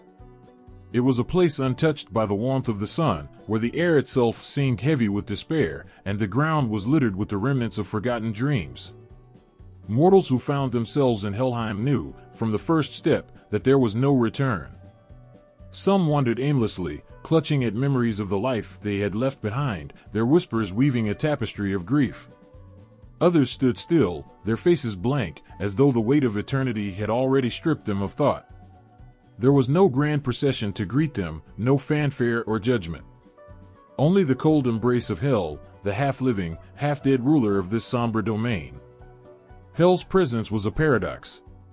She was both terrifying and strangely serene, her visage a mirror of the world she ruled. Half her face was youthful, smooth, and alive, while the other half was death incarnate, a skull with hollow eyes that seemed to pierce through the soul. She moved among the dead with quiet purpose, her pale hands reaching out to those who had strayed too far, her voice soft yet commanding, binding them to their place in her eternal kingdom. She was no tyrant, nor was she a savior. She was simply there, an embodiment of the inevitability that awaited all things. For those who arrived in Helheim, the afterlife was not one of fire and brimstone, nor was it a paradise of endless joy. It was a place of waiting, where time lost its meaning. The souls of the dead were bound to this realm by the weight of their lives, their regrets, their failures, and the choices they had made. They carried their burdens like chains, dragging them through the desolate landscapes, their footsteps echoing in the silence. Some clung to hope, whispering prayers to gods who no longer listened. Others succumbed to the despair, their forms fading into the shadows until they were nothing more than faint impressions on the wind. The damned, however, were not so fortunate. For them, Helheim was a place of reckoning. They were not punished by fire or torture, but by the reflection of their own deeds. They were forced to confront the echoes of their past, to relive the moments that had brought them to ruin. A warrior who had betrayed his comrades might see their faces, hear their cries, feel the sting of their blades in his flesh. A mother who had abandoned her child might hear the wails of an infant in the darkness, a sound that would never fade. Their torment was not inflicted by Hel herself, but by the weight of their own guilt, a burden that no mortal could bear. Hel watched over these souls with an air of quiet detachment. She did not judge them, for judgment was not her role. She simply guided them, her steps echoing through the void as she moved among the shadows. She was a shepherd of the lost, her presence both a comfort and a reminder of the inescapable truth that bound them all. To some, she was a cruel warden, a reminder of all they had lost. To others, she was a guardian, holding them in her cold embrace and shielding them from the chaos of the worlds beyond. There were whispers of those who sought to defy her, mortals who had bargained with the gods or dabbled in forbidden magic to escape her grasp. But such attempts were futile. Hel's grip was unyielding, her domain impenetrable. The souls that belonged to her would always return, no matter how far they tried to flee. Her power was not one of violence or wrath, but of inevitability. She was the stillness at the heart of the storm, the silence that followed the last breath, the shadow that lingered even when the light was gone. Yet, Helheim was not without its moments of strange beauty. The cold landscapes were dotted with rivers of silver, their waters flowing silently under a sky that seemed to pulse with an otherworldly glow. The trees, though barren, stood tall and proud, their branches reaching toward the heavens as if in defiance of their fate. The souls of the dead, too, found moments of solace.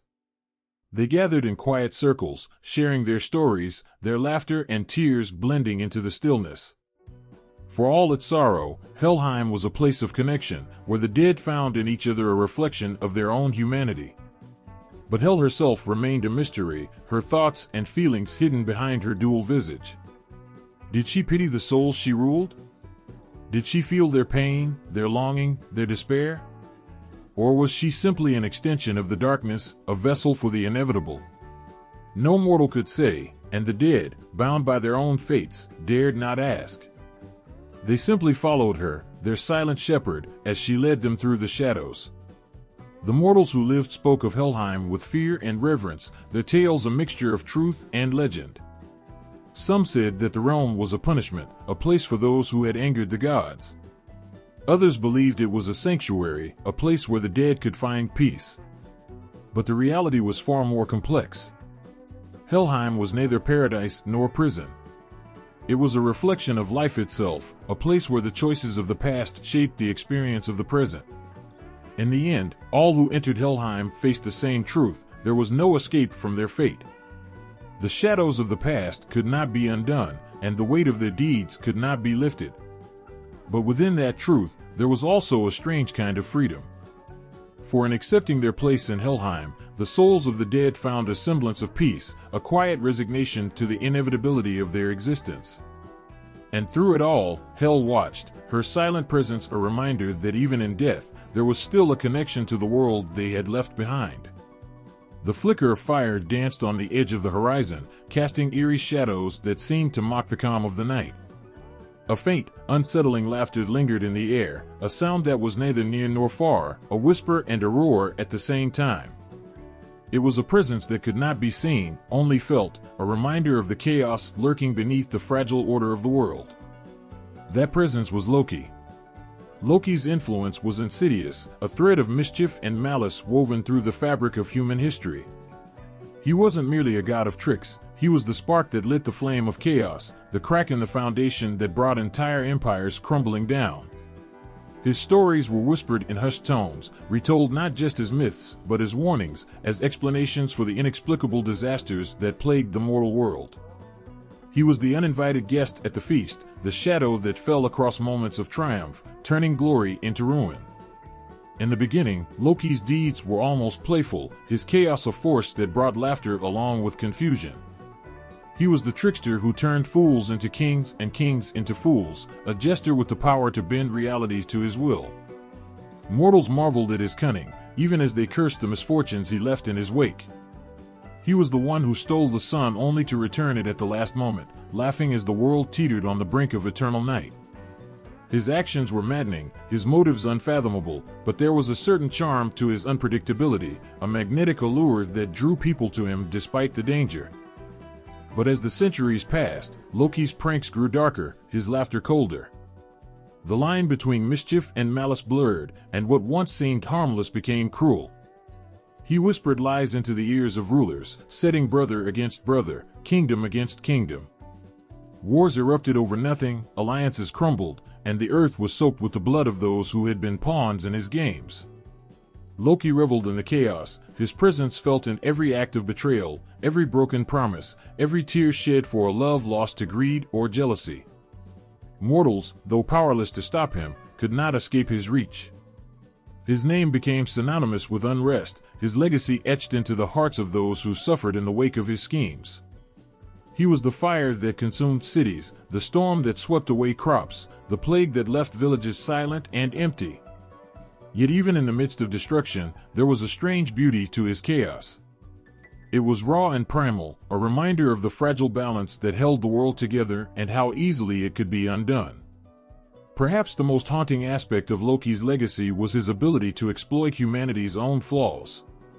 He didn't create greed or envy, he simply magnified them, turning minor cracks into gaping chasms. He was the voice in the back of the mind that said, "Take what isn't yours. Betray those who trust you. Destroy what you cannot control." And mortals listened, their actions driven by the darkness within themselves, a darkness Loki had merely brought to light. There were those who tried to resist him, heroes who stood against the tide of chaos, determined to restore order. But even they were not immune to his influence. Loki didn't fight with swords or shields, he fought with words, with ideas, with the subtle manipulation of events that turned even the noblest intentions into tragic mistakes. He didn't need to kill his enemies, he made them destroy themselves. And when the dust settled, when the ashes of their failure fell to the ground, his laughter could be heard once more, a cruel reminder that he had won. Yet Loki was not merely a force of destruction, he was a reflection of humanity itself. His chaos mirrored the struggles and contradictions of mortal life, the constant tension between order and freedom, creation and destruction, love and hate. He was the part of the human spirit that refused to be tamed, the spark of rebellion that challenged the gods and dared to defy fate. In his darkness, there was a truth that mortals could not ignore, that life itself was a balance of opposites, a fragile dance on the edge of chaos. As the centuries wore on, Loki's name continued to echo through the halls of power and the hearts of the downtrodden. He was there in the revolutions that toppled tyrants, and the betrayals that ended dynasties, and the whispers that sparked movements both noble and cruel.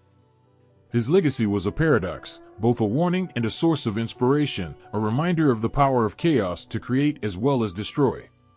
For even in his darkest moments, Loki's influence was not entirely malevolent. His chaos forced mortals to confront their own flaws, to question the systems and beliefs they had built, to adapt and grow in the face of adversity. He was the storm that cleared the old to make way for the new, the fire that burned away complacency and stagnation. He was a force of change, a reminder that nothing in the mortal world was permanent, that even the gods themselves could not escape the cycle of creation and destruction. And yet, there was no denying the pain and suffering that Loki left in his wake. His laughter was a sound that haunted dreams, his shadow a presence that lingered long after he was gone. Mortals told stories of his deeds not just to entertain, but to warn, to remember, to prepare for the next time his chaos would strike. For they knew, deep in their hearts, that Loki's legacy was not confined to the past. It was alive and ever-present, a force that would continue to shape the world as long as mortals walked its surface. The fire on the horizon burned brighter now, its flames reaching toward the heavens as if in defiance of the gods themselves. And in the heart of that fire, a figure stood, his laughter rising above the roar of destruction. Loki's legacy was not one of endings, but of beginnings, a reminder that chaos, for all its pain and sorrow, was an inseparable part of life itself. In the dead of night, when the world seemed to hold its breath, there were whispers carried on the wind, low, guttural murmurs that spoke not to the ears, but to something far deeper. In these moments, the veil between light and shadow thinned, and mortals felt a pull they could not quite explain. It wasn't the call of gods who offered salvation or the promise of eternal bliss. It was something darker, more primal, a lure that spoke to the hidden corners of the human soul, the parts that craved power, vengeance, or forbidden knowledge. These were the mortals who answered the call of the dark gods. For some, it began with desperation. A farmer, watching his fields wilt under a relentless sun, might kneel in the blackness of his barn, muttering ancient names and trembling hope. A mother, holding her dying child, might light a candle and recite the forbidden verses taught in whispers by an old crone. There were promises made in moments of despair, pledges sworn to deities who cared nothing for the plight of the human heart but reveled in its vulnerability. And when the promises were spoken, the dark gods listened. Their gifts came with a cost. Always. A blighted field might spring to life again, but the farmer would find his hands turned gnarled and black, his touch withering all it grazed. A child might rise from her sickbed, her cheeks flushed with health, but at night her eyes would glow faintly, and her laughter would sound like the echo of something ancient and cold. The dark gods gave, but their gifts twisted, tainted by the shadows from which they were forged. Cults sprang up in secret places, hidden beneath the crumbling ruins of forgotten temples, deep in forests where sunlight dared not reach, or in caves that echoed with the low chant of voices. These were not communities of worship filled with song and joy. They were gatherings bound by fear, ambition, and the insatiable hunger for more. A leader would rise among them, a mortal whose eyes burned with a light that was not their own, whose tongue spoke with the weight of power borrowed from something far beyond human comprehension. And the followers would kneel, their foreheads pressed to the cold earth, trembling not in reverence but in terror. The rituals varied, but they all carried a dark beauty, a macabre elegance that made even the most pious hesitate. Blood spilled from ceremonial cuts, pooling in intricate designs carved into the ground. Smoke rose from fires fed by offerings of bone and ash, swirling into shapes that seemed almost alive. The chants, low and rhythmic, resonated in the chest, pulling at the heartbeat, quickening the breath. And always, there was the sense of being watched, of eyes, vast and unseen, gazing down from the void. Those who dared to invoke these powers faced consequences that went far beyond their initial bargains. The dark gods were not kind, and their attention was a weight few could bear. For some, the price was their sanity.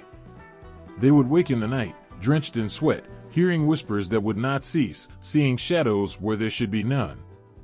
Others found their lives consumed by the very power they had sought. A warrior who prayed for strength might find his muscles swelling to unnatural proportions, his skin hardening like stone, but his humanity slipping away with each swing of his blade. A scholar who begged for wisdom might uncover secrets so terrible they turned his eyes black, his voice hollow, his mind a labyrinth from which he could not escape. And yet, the dark god's allure was undeniable. Power was intoxicating, and the promise of it could make even the most steadfast falter. There were mortals who didn't stumble into worship by accident or desperation, but sought it out deliberately, drawn to the darkness like moths to a flame. They were the ambitious, the vengeful, the curious souls who wanted more than the mundane lives they'd been given. There were rulers who sought unyielding dominion, lovers who craved eternal bonds, and artists who longed to create works that would outlast time itself. The dark gods did not discriminate. They answered all who called, so long as they were willing to pay the price. And pay they did. The stories of those who invoked the dark powers often ended in tragedy, their lives becoming cautionary tales told by firelight. A queen, whose court once glittered with gold, would be found in her throne room, her body crumbling to ash. A blacksmith, whose weapons never dulled, would vanish, leaving behind only the sound of his hammer echoing in the distance. A singer, whose voice could summon tears from stone, would fall silent, her mouth opening wide but producing only the sound of the abyss. For the gods themselves, the mortals were pawns in a game far too vast and ancient for human minds to comprehend. Their pain and suffering were amusements, their loyalty irrelevant. The dark gods were not beings of love or compassion, they thrived on the chaos and despair their influence wrought. Yet, paradoxically, they were also creators, shaping events that would ripple across time and space, forging destinies that mortals could scarcely grasp. And still, the worship continued. Some cults endured for generations, their rituals passed down from parent to child, their secrets guarded with zealous fervor. Others rose and fell like fleeting shadows, leaving behind only traces of their existence, an altar, a bone-carved idol, a journal scrawled with desperate prayers. The mortals who followed these paths knew the risks, but they walked them anyway, drawn by the promise of something greater, something eternal. In the end, perhaps it was not the gods themselves who were the darkest force, but the mortals who sought them out. For the call of the dark gods was not a voice from above or below. It was a whisper from within, a reflection of humanity's own hunger, its ambition, its willingness to sacrifice everything for a taste of the forbidden. The gods merely answered the call. The sky split open with a deafening roar. The heavens trembled as the earth itself seemed to crack apart, sending tremors that rattled the bones of the gods and mortals alike. Flames swallowed the world, devouring everything in their path. In this final, catastrophic moment, as Ragnarok, the great apocalypse, unfolded, the dark gods stood at the heart of the storm. For them, this was not a time of loss or fear. It was the culmination of centuries of whispers, manipulations, and carefully laid plans. Amid the chaos, where gods and giants alike fell, there was something unsettlingly calm in the eyes of the dark gods. They had long known what was coming. They had embraced it. The end was not a failure, not a defeat, but the fulfillment of a prophecy, one where they would rise as the true victors. Whether through their own cunning or the twisted fates they had orchestrated, they had long anticipated the destruction of the world. But now that it was happening, what would become of them when the dust settled? As the final battle raged and life bled from the world, the dark gods watched. Loki, the trickster-turned-tyrant, had set the stage with his treacherous plots.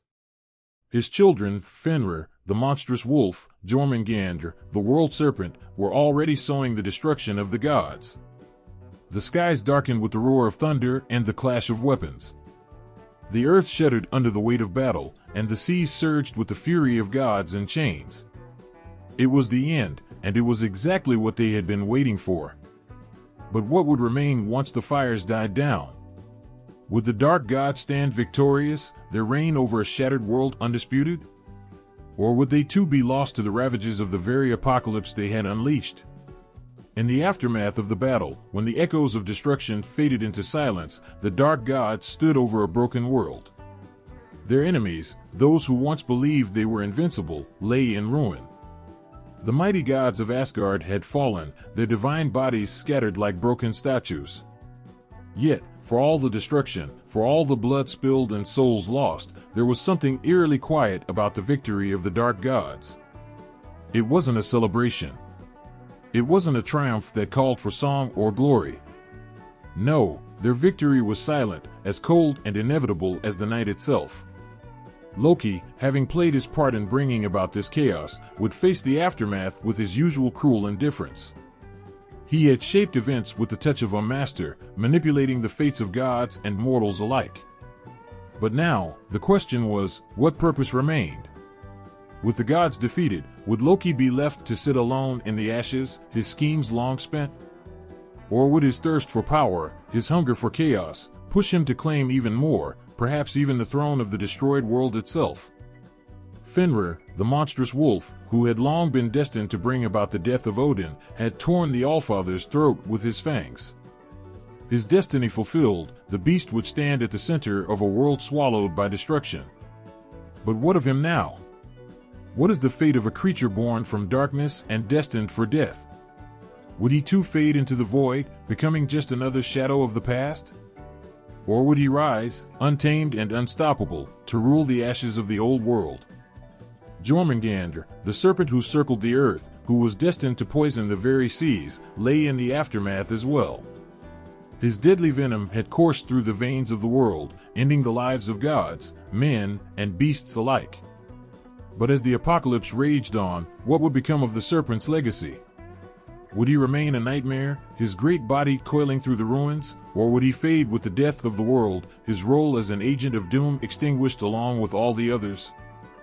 The dark gods, those who had once sat on the fringes of the divine, were now standing in the very place they had long awaited. The earth beneath them was cracked, the sky scorched, the sea in turmoil. The world had been turned upside down, but they were not done yet.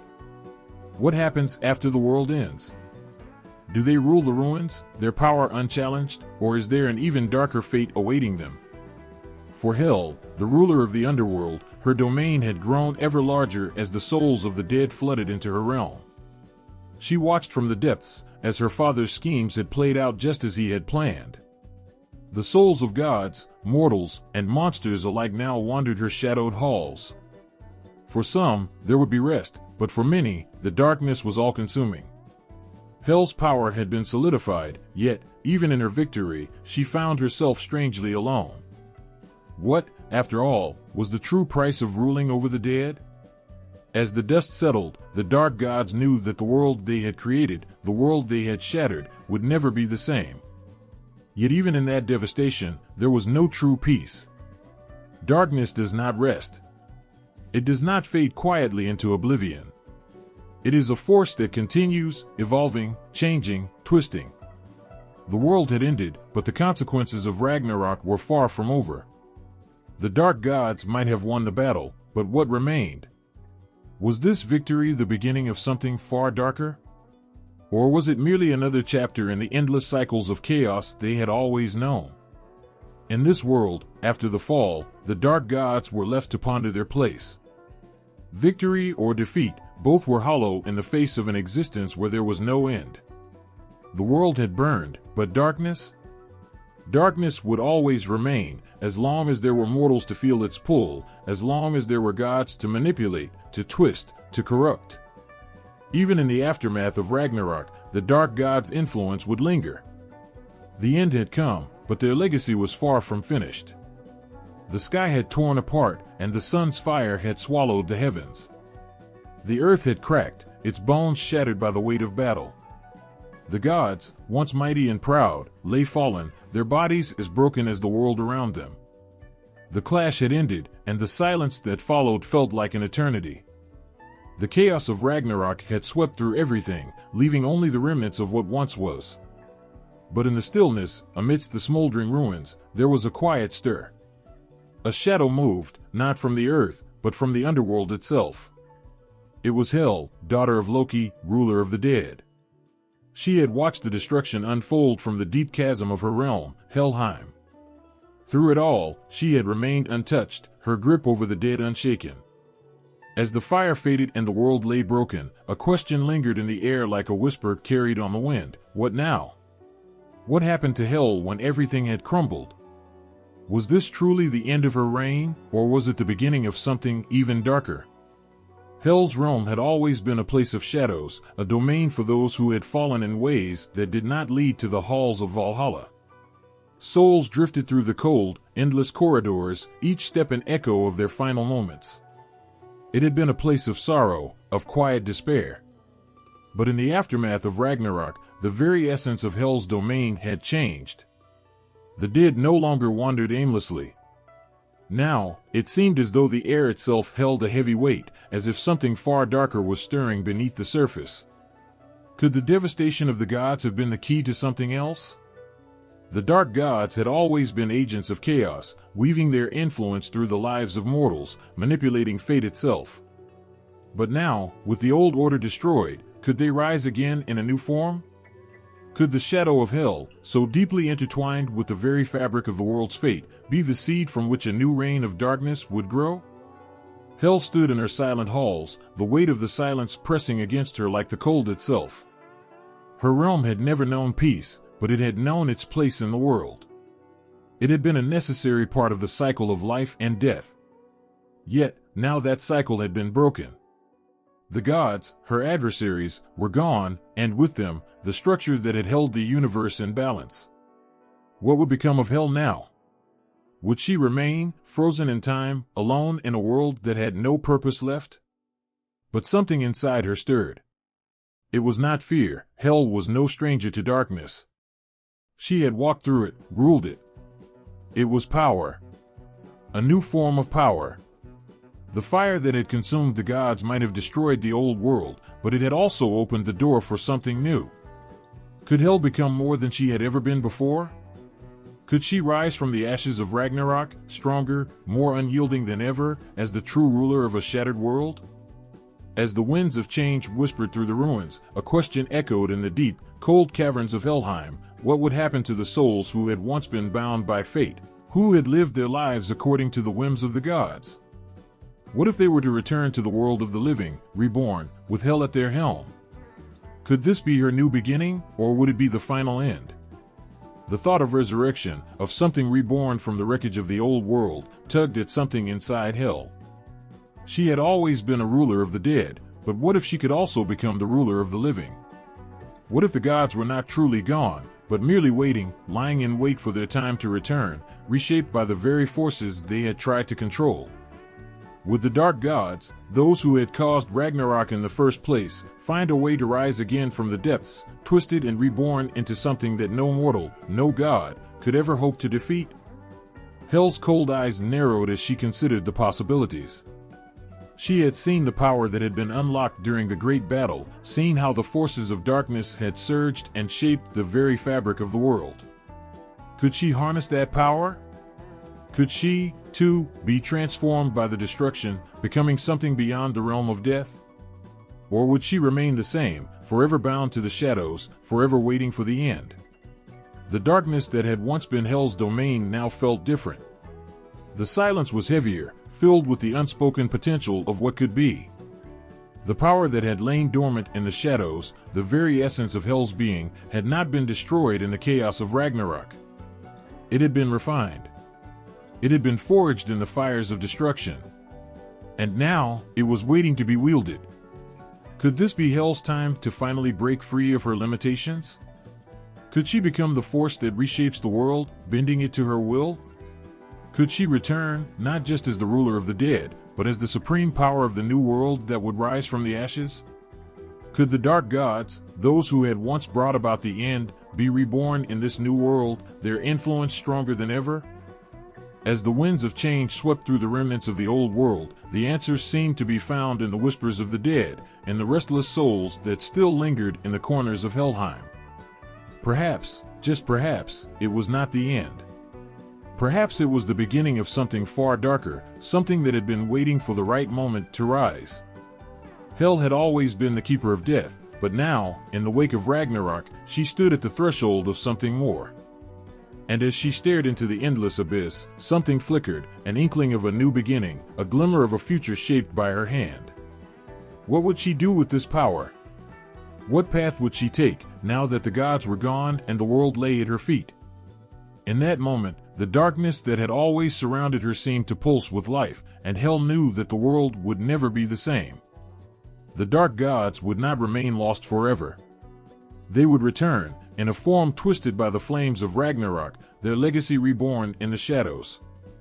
Hel would be the one to lead them, to claim her place as the ruler of both the dead and the living, in a world that was no longer bound by the old laws. The resurrection of Hel had begun. The chains rattled, their cold metal scraping against stone as they held him in place. Loki, god of mischief and chaos, the very essence of rebellion, lay bound beneath the earth, far from the world he once dominated. The sight of his bound figure, twisted in agony, was a testament to his treachery and the anger of those he had once called allies. Yet, beneath the weight of the chains, beneath the agony that pulsed with every breath, there was something that lingered. It wasn't just the bitterness of defeat. It was the glimmer of something far more dangerous, hope. Hope in what, though? That he might escape the chains? That he might once again walk free, plotting his schemes, sowing chaos? Or was it the hope of a darker, more terrifying kind, the hope of returning to the world in a way no one could imagine? The world had shattered at Ragnarok. The gods had fallen, the great clash leaving behind nothing but scorched earth and the echoes of destruction. The end had come, but even in the midst of chaos, Loki remained imprisoned, his fate sealed by the gods he had once betrayed. His chains, made of the entrails of his own son, were unyielding, his punishment as cruel as his deeds. But what if there was more to his imprisonment than just punishment? Could there be a reason he had been left bound, even as the world burned around him? Could it be that Loki's chains, forged in vengeance, were not just a means to an end, but part of a much larger story? In the stillness of Helheim, where death lingered in the air like a heavy fog, Loki's mind was far from idle. He had always been a creature of thought and manipulation, the master of words and schemes. The chains may have held his body, but they could not restrain his mind. Even in the suffocating silence, he plotted. Even as the gods fell, he waited. His role in Ragnarok was done, but that did not mean his story had ended. Loki had always been the one to tip the balance, to shift the world with the slightest push.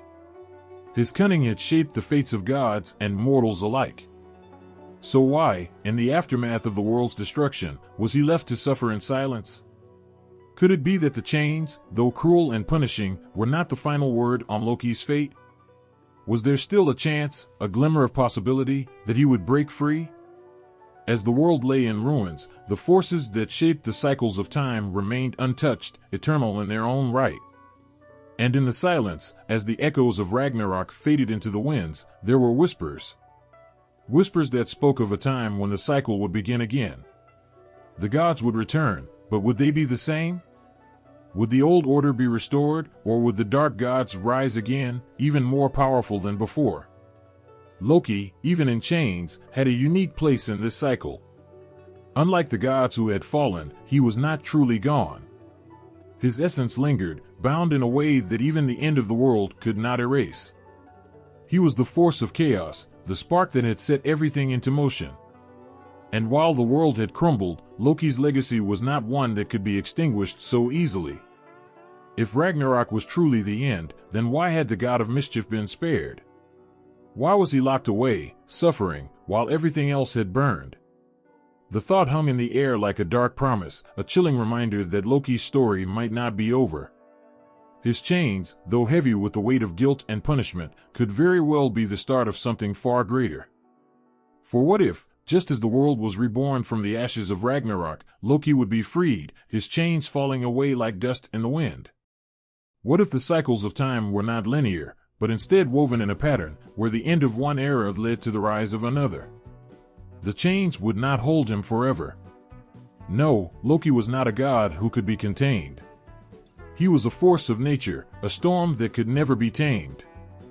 In the silence, in the dark void that followed Ragnarok, Loki's laughter could be heard faintly, echoing in the distance, as though it had never truly ceased. Could the dark gods return in a new form? Was Loki's fate truly sealed, or was it only a matter of time before he broke free once more, his role in the grand cycle of destruction and rebirth yet to play out? Loki had always thrived in chaos. He was the shadow in the corner, the trickster who twisted the fates of all those around him. The gods had bound him, but they had never truly understood him. They thought their chains could hold him, but Loki had always been more than his bindings. The gods may have thought themselves victorious in his punishment, but they had underestimated the one thing they could never control, Loki's will to survive. The dark gods had fallen, and with them, the world had crumbled. But in that rubble, in the ashes of everything they had once ruled, there was the potential for something new. The gods, once mighty, were gone, but not Loki. No, Loki was still there, waiting, watching. The chains that held him may have been made of his son's entrails, but even that grim reminder could not contain his hunger for freedom. As the world rested in the quiet aftermath, the air thick with uncertainty, Loki's laughter grew louder in the distance. It was a sound that carried with it the weight of destiny, the hint of something greater yet to come. Would he escape the chains? Would he return, as the forces of chaos always did? Would the cycles of fate bring him back to the world once more? The answer was in the silence, in the spaces between the shattered world. Loki was not done. The chains could not hold him forever. The time would come, as it always did, when chaos would rise again, and Loki, trickster, betrayer, god of mischief, would be free. The ground trembled, a low, ominous rumble that seemed to echo from the very bowels of the earth. In the distance, the sky had torn open, bleeding red and black as though the heavens themselves were being undone. From the depths of this chaos, the creatures who had long been bound, Fenrir and Jormungandr, stirred, their massive forms shifting, feeling the pull of something far greater than themselves. They were born from darkness, their existence entwined with the fate of the world. The end of Asgard, the fall of the gods, had not silenced them. No, it had awakened them. Their legacy was far from finished.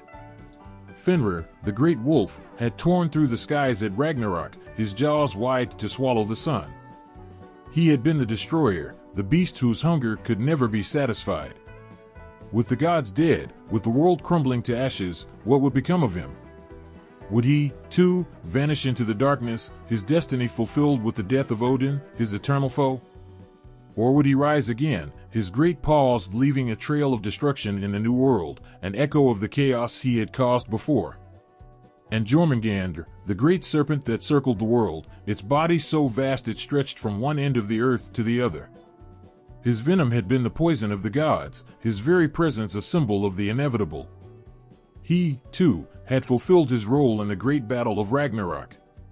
He had struck down Thor, the mighty thunder god, with his venomous bite, sending the skies into turmoil as the storms raged on. But even in his death, there was something about Jormungandr that lingered. The serpent's body had collapsed, but could his legacy truly be gone? Could the great Wyrm be contained in the rubble of the god's fall, or would he slither his way back into existence, a new world trembling beneath his coils? These were the children of darkness, born of betrayal, rage, and prophecy. They had always been tied to the cycle of destruction, their existence inseparable from the fate of the gods. The gods had tried to control them, bind them, but their efforts had been in vain. No matter how tightly they had shackled these beasts, no matter how much pain they inflicted, Fenrir and Jormungandr always found a way to rise again. The world of gods had ended in blood and fire, but could that truly mean the end for them?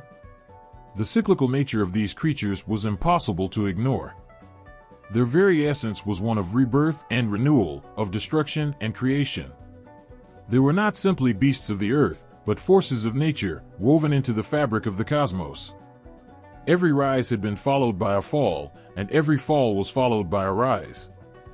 This was not the end of their story, it was merely another chapter, another cycle beginning. As the last of the gods lay dying, the winds whispered a tale that had always been there, hidden beneath the surface. These creatures would rise again. Just as the sun would set and rise once more, so too would Fenrir and Jormungandr reawaken. The great wolf's hunger would not be sated by the destruction of Asgard. He would not be silenced. The serpent's coils would wrap around the earth again, his poison flowing, his presence an unshakable force in the world. What would become of the mortals who now walked the earth? Would they fall victim to the monstrous legacies of these gods of darkness? The stories they told, the warnings they passed down from generation to generation, spoke of this eventuality, of the return of the beasts, the children of Loki. They had always been a part of the world's rhythm, their return as certain as the changing of the seasons. Would Fenrir's paws leave deep marks on the earth, carving out new territories in the ruins of the gods? Would Jormungandr's great form stretch across the land once more, his body a shadow that loomed over all? They were not gods to be worshipped, but creatures of primal power, untamable and fierce. Their return would signal something profound, that the cycle of destruction and rebirth was still at play, that the world had not yet exhausted its dark history. The air around the remnants of the gods crackled with anticipation, as if the earth itself knew that something had not yet finished. Even in the quiet after Ragnarok, in the place where gods had once walked tall, the beasts stirred. The legacy of Fenrir and Jormungandr was written into the bones of the world, an indelible mark that could not be erased. They were not just creatures, they were symbols of fate itself. Their rebirth would be the harbinger of a new age, an age that would rise from the ashes of the old. But what would this new age look like? Would it be one of rebirth and renewal, or would it be a return to chaos? The gods were gone, their thrones empty, but the monsters they had once feared remained. Fenrir would rise again with the rage of 1,000 storms, and Jormungandr would coil around the earth once more, a serpent of untold power. It was a twisted symmetry. The dark gods may have fallen, but their legacy lived on through their monstrous offspring. And as the sun set on the broken world of the gods, a new shadow stretched across the land. Fenrir and Jormungandr were not done with their destinies. The world would once again tremble beneath their might. The monsters had not vanished. They had merely paused, waiting for their next act to begin. And as the darkness crept back, it was impossible to ignore the quiet, growing sense of inevitability. The monsters would return. They always did. They were not just born of the gods, they were born of the world itself. And no matter how many times they were vanquished, no matter how many times their bodies were broken, they would rise again. The legacy of Fenrir and Jormungandr was not one of finality. It was one of cycles, of rebirth, of the dark forces that shaped the world. They would return. And when they did, nothing would ever be the same again. There's a chill in the air that seems to seep from the cracks of forgotten history, a whisper of something old, something that has slumbered for far too long. It's as if the dark gods, those primal beings of chaos and fate, have never truly left us. The world has changed, the gods are gone, their kingdoms dust and ruins, but still, in the darkest corners of our hearts, their influence lingers. What if they're not just myth? What if they're still here, shaping the world in ways we can't see? As the days grow colder and the night stretches longer, there's a sense that something is stirring beneath the surface, a quiet tremor in the collective soul of humanity. The dark gods have always been tied to destruction, to the end of things, to the breaking of cycles and the start of new ones. But what if that cycle isn't over? What if their influence is no longer a thing of ancient stories, but something pulsing through the veins of the modern world? Loki, the trickster, the deceiver, his name still carries weight in every corner of the globe. It is spoken with both reverence and fear, a reminder that chaos never truly dies. Even now, in the age of technology and reason, the seeds he planted continue to grow. The world is fractured, divided by lies, betrayals, and shadows. Could Loki's tricks still be at work, hidden in plain sight? The whispers of discord, the rise of powers that tear us apart, the deceit that runs through the fabric of our society, are they his doing? Is the trickster still watching, waiting for the perfect moment to strike? Then there's Fenrir, the wolf who once tore through the heavens, his jaws snapping at the sun. His hunger could never be satisfied, and neither can the hunger of the world today. A world that consumes itself, that grows ever more ravenous, seeking meaning in all the wrong places. As inequality widens, as greed grows like an unstoppable beast, Fenrir's shadow stretches across the land, a reminder of the destructive force within us all. What if, like the wolf, humanity is always running towards its own doom, unable to stop, unable to change course, even as it grows ever closer to the precipice?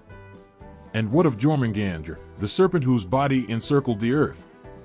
His poison seeped into the world's veins, twisting it from the inside out. His venom didn't just kill gods, it spread corruption, decay. The world today is no stranger to this. As technology advances, the lines between right and wrong blur. We inject poison into our lands, our oceans, our skies. We feed on greed, and in doing so, we feed the serpent, whose coils tighten with every destructive choice we make. The serpent's return may not be as literal as it was in the days of the gods, but its essence is here, beneath the surface, winding its way through our lives, waiting to strike. These gods, these forces, have always existed at the edges of human consciousness, watching, waiting. They have been invoked in times of crisis, in moments of despair, when humanity has faced its darkest hours. But what if they're no longer confined to the myths? What if, in some strange way, they have woven themselves into the fabric of the world we live in now? Could their power be as alive as ever, waiting for the right moment to rise again? The future myths surrounding the dark gods are inevitable. They will return, not in the way we expect, but in the forms that best suit the world we live in. Maybe they will be reshaped into new figures, new deities who reflect the fears and desires of modern society. Perhaps we will see them in the faces of tyrants, in the hearts of those who thrive on chaos, in the broken systems that govern us. Maybe Loki is not just a figure of the past, but a symbol of our own inner discontent, the trickster in all of us, playing games with reality. Fenrir might not be a wolf of myth, but a force of nature we cannot escape, always chasing, always hungry. Jormungandr's poison might not flow through the waters of the oceans, but through the very systems that govern our lives, corrupting everything it touches, spreading fear and decay. The line between myth and reality is thinner than we like to admit. What once seemed like a tale of gods and monsters could now be a reflection of our world, one where power, greed, and corruption rule. The dark gods, in some form, could very well be with us now, shaping the future in ways we don't understand. Perhaps the return of these dark gods will not be marked by some cataclysmic event, some battle in the sky, but by something subtler, something more insidious. Perhaps they have already begun their work, their seeds already planted in the cracks of our civilization. We've seen the rise of powers that feed on fear, on division. We've seen lies spread like wildfire, tearing societies apart. We've seen the earth tremble beneath our feet as we struggle to hold onto what little we have left. Could this be their doing?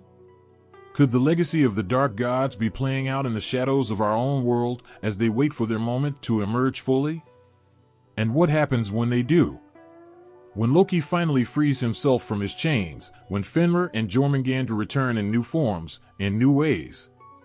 Will they rise as conquerors, as destroyers, as harbingers of the end? Or will they become something more, symbols of the chaos we have brought upon ourselves, forces we cannot control, born of our own actions? The future is unknowable, but one thing is certain, the dark gods are not gone.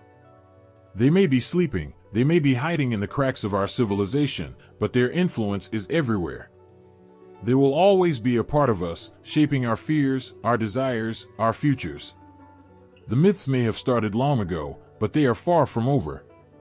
The dark gods are still here, watching, waiting, ever ready to return when the world needs them most. There is a shadow that lurks inside all of us. It's the part we fear, the part we try to hide, the part that screams when we try to bury it. The darkness we try to avoid, pretending it doesn't exist. But what if it's always been with us? What if the dark gods, those ancient figures of chaos, destruction, and suffering, are not just distant myths, but powerful symbols of the very things we carry within? The traits we refuse to acknowledge, the urges we deny, the parts of us we keep buried deep, waiting for the right moment to rise. Loki, the trickster god, represents the part of us that seeks to break free from rules, to rebel against the constraints of life. He's the voice that whispers in our ear when we question authority, when we wonder what would happen if we didn't follow the rules. He is the clever, destructive force of chaos, the one who reminds us that life is never as neat and tidy as we like to think. He's the disruption, the chaos that cracks through the facade of our perfect lives. When things go wrong, when everything falls apart, Loki's influence is present. It's that inner voice that says, "Why not?" It's the urge to tear down what we've built, to watch it burn. Deep inside, we all feel it, a desire to challenge the established order, to test the limits, even at the cost of everything we know. Then there's Fenrir, the monstrous wolf, trapped in a world of hatred and rage. His power is overwhelming, and he's driven by a hunger that cannot be sated. Fenrir is the part of us that's consumed by anger, by revenge, by the need to strike back when we've been wronged.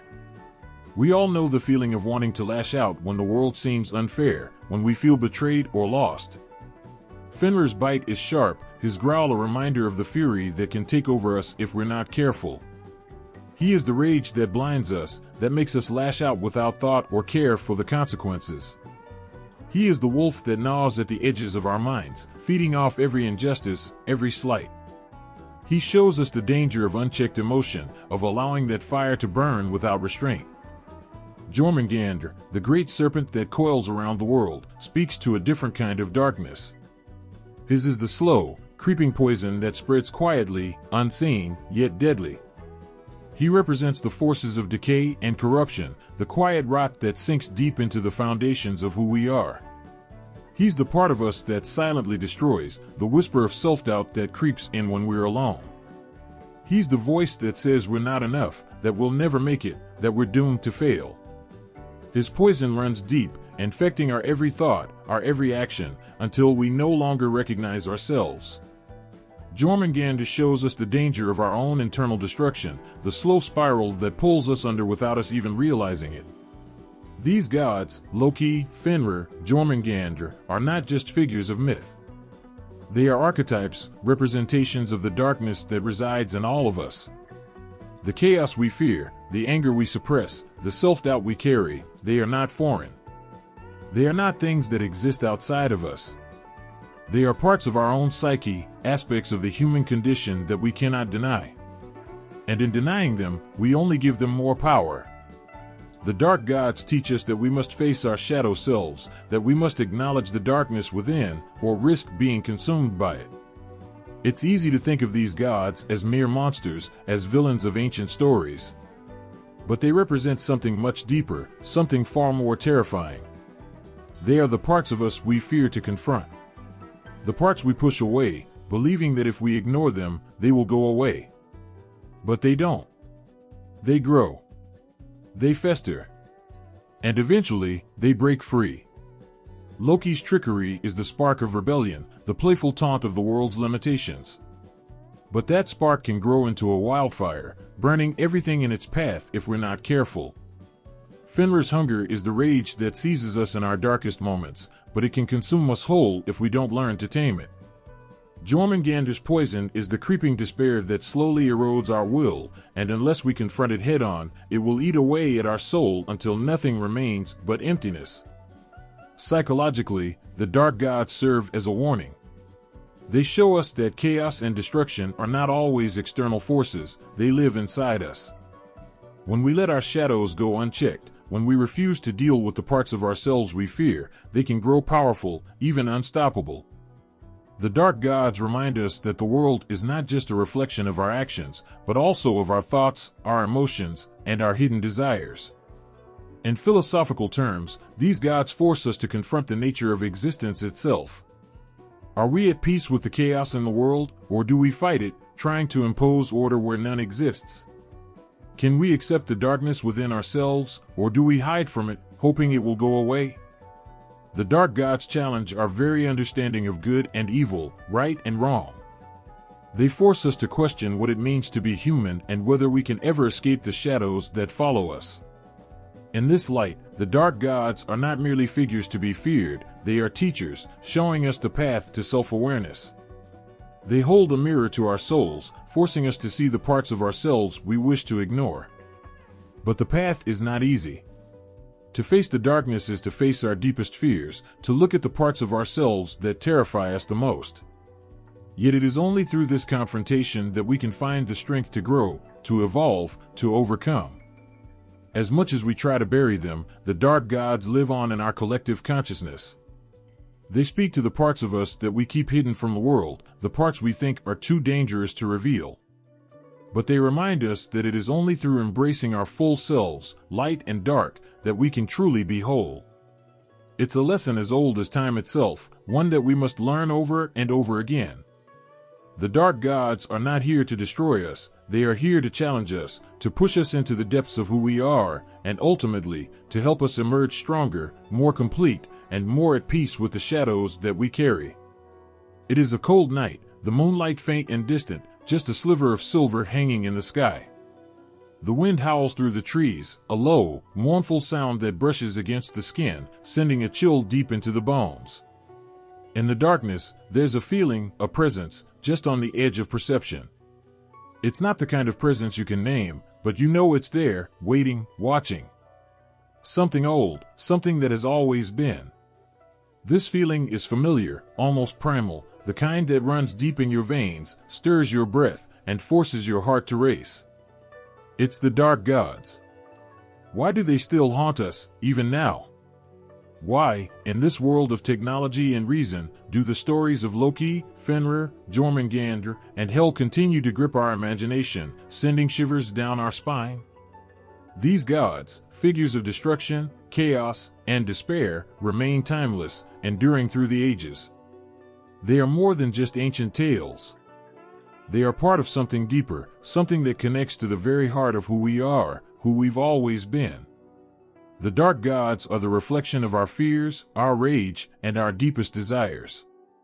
Loki, the trickster, dances in the shadows of our minds, a reminder that chaos is always lurking just beneath the surface of our controlled lives.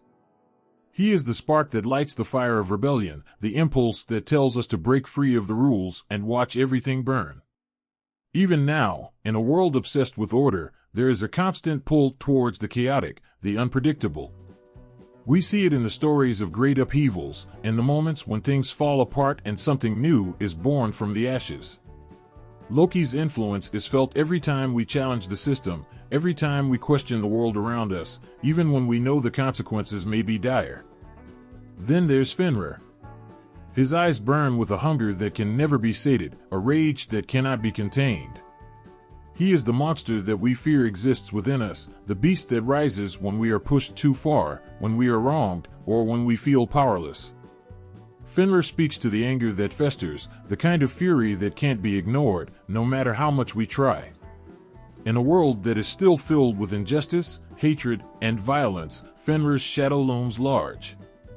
His unbridled power, his raw, uncontainable rage, is a warning, a reminder of what can happen when the darkest parts of ourselves are unleashed. He tells us that anger, when left unchecked, has the potential to destroy everything, even ourselves. Jormungandr, the serpent, coils around the world, silently poisoning it with his touch. His presence is quieter than the others, but no less dangerous. He embodies the slow, creeping despair, the kind of darkness that eats away at us from the inside, unseen but all the more devastating for it. In today's world, Jormungandr is alive in the anxiety that spreads through society, and the quiet depression that millions suffer through, and the quiet whispers that say, "You'll never make it. You're not enough." It's the unseen poison that spreads like wildfire when we turn inward, when we let self-doubt and fear fester in the silence. The serpent reminds us that sometimes, the greatest threats come from within. They come from the parts of ourselves we fail to face, the parts we push aside, until they grow too strong to ignore. And then there is Hel, the ruler of the dead, the keeper of souls, the cold mistress of Helheim. Hel speaks of death, yes, but more than that, she speaks of endings. She embodies the idea that nothing lasts forever, that all things, no matter how bright, must eventually fade into the dark. In the modern world, we face that reality every day. The relentless passage of time, the loss of those we love, the fleeting nature of success and happiness. Hel is the personification of that truth, the reminder that we cannot escape the inevitable. But she also shows us that death isn't always an end. It is a transformation. The cycle never truly ends. And so, even in our most desperate moments, when we feel as though we are lost, there is something strangely comforting in the idea that, like the dead, we too can be reborn. These gods remain captivating because they hold a mirror up to us. They show us the darkest parts of our nature, our anger, our fear, our sadness, and in doing so, they make us realize that we are not so different from them. They are us, and we are them. Their stories are not just myths, they are part of our collective consciousness. They are the eternal forces that swirl inside us, waiting for the right moment to break free. In a world where everything is constantly changing, where technology advances faster than we can comprehend, the dark gods remind us that some things never change. Fear, anger, grief, power. These forces have always existed and always will. The dark gods represent the parts of ourselves that we cannot escape, no matter how much we try to bury them. They are a constant reminder that, no matter how far we progress, there will always be darkness. But it is not just fear that keeps these gods alive in our minds. It is their power to provoke, to shake us from our complacency, to remind us that chaos and destruction are inevitable parts of life. The dark gods remind us that we are not in control, no matter how much we try to believe otherwise. They show us that there is something bigger than ourselves, something uncontrollable and wild, something we cannot escape. It is in that uncontrollable power that their relevance in modern society lies. The world may have changed, but we still face the same ancient struggles. We still feel the need to rebel, to fight for what we believe is right, even if it means sacrificing everything. We still battle with the darkness inside us, the feelings of rage and despair that threaten to consume us if we let them. And we still mourn, still fear the things we cannot change, the passing of time, the loss of loved ones, the inevitable end that awaits us all. The dark gods will always have a place in our hearts, because they are a part of us. They represent the forces that shape our lives, the forces we cannot ignore. They are the shadows that follow us, no matter how much we try to outrun them. And so, their stories continue to captivate us, to frighten us, and to remind us that the darkness is always there, waiting. Waiting for us to face it, to understand it, and perhaps, to embrace it. The darkness is thick, like a blanket smothering everything in its path. It presses down, cold and suffocating. There is no light, no warmth, only shadows. And within this oppressive gloom, a figure stands, broken and battered, yet somehow still alive. The weight of mistakes, of actions taken and words spoken, seems to crush them. Every step forward feels like it could be their last. The darkness seems endless, a place where there is no hope, no escape. This is the world of the dark gods, their home, their punishment, their fate. But what if there's a flicker of light in the distance? Just a small, faint glow, barely visible, but real. What if it's possible to rise from the shadows, to find redemption even when the past is soaked in chaos and destruction? Can the gods who have shaped the world's darkness ever find their way back to the light? Loki, with his tricks and lies, has always been the architect of chaos. He dances on the edge of destruction, never quite fitting into the world, always twisting things, always causing unrest. But even Loki, the ultimate agent of disorder, is not beyond the reach of change. Behind all his trickery, behind the laughter and the burning fires of his rebellion, there is a heart, sometimes cold, sometimes warm, but still capable of transformation. What if there is a way for Loki to step away from the darkness he has created, to leave behind the legacy of destruction and find a new path, a new role in the world? For a moment, imagine Loki turning away from the chaos, seeing the consequences of his actions with new eyes. What if he could look at the ashes of the world, the ruins he helped build, and for once, instead of delighting in the suffering, he feels sorrow? What if, for just a heartbeat, he wants to make amends, to find redemption for his wrongs? The darkness that has defined him for so long doesn't have to be his only identity. There is the possibility of a new beginning, even for him. Fenrir, the great wolf, the embodiment of rage, is bound by chains forged by the gods. He has lived his life in hatred and fury, forced to endure, to suffer, to destroy. But what if Fenrir, too, could find a way out of his own darkness? What if the chains that hold him don't have to be a symbol of endless torment? What if he could learn to forgive, to release the anger that has consumed him for so long?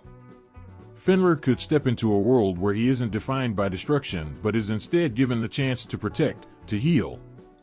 His monstrous power, once a symbol of vengeance, could become a force of strength, courage, and compassion. Could the beast within him be tamed, find peace, and create a future of growth instead of destruction? Jormungandr, the serpent that circles the world, symbolizes the slow poison of despair. It is a dark, quiet force, unseen but ever-present, eroding the very foundations of life. His existence is a reminder of how deeply we can spiral when we give in to fear, to anxiety, to hopelessness. But what if, just once, Jormungandr could shed his skin, transform into something that isn't bound by despair?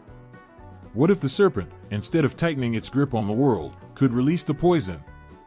What if he, too, could find redemption in a world where darkness doesn't always win? The transformation wouldn't be easy, but it's possible. Just like the snake that sheds its skin, perhaps Jormungandr could shed the weight of his own suffering, and in doing so, create space for light to enter, for hope to take root. And what of Hel, the ruler of the dead? She stands in her cold, dark kingdom, watching over souls lost to the shadows. She is the keeper of endings, but what if she, too, could be a symbol of new beginnings? What if she learned to bring warmth to her realm, to offer mercy to those who wander in darkness, lost and without hope? What if her role as the keeper of death became not just about endings, but about transformation? In the silence of Helheim, could she come to realize that even death is not the final word? That the souls who wander through her realm can be reborn, finding peace instead of despair? Her darkness does not have to be an eternal void. It can be a place of rest, renewal, and even redemption. Redemption isn't just for mortals, after all. The gods, too, have the potential to change, to grow, and to find a way out of the cycles of destruction they've created. It's a powerful thought, one that suggests that even the most broken of beings can find the path back to light, no matter how long they've wandered in the darkness. The journey is never easy. It's not a path lined with comfort or peace. There will always be scars, always be remnants of the darkness that defined them, but that doesn't mean it's impossible. Darkness has its place, it shapes us, it teaches us, and it pushes us to grow in ways we never expected. But from the darkness comes light. And from that light comes transformation.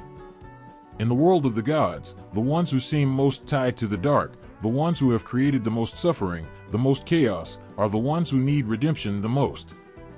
They've fallen victim to their own powers, their own temptations, their own desires. But within them, there is the potential for something better.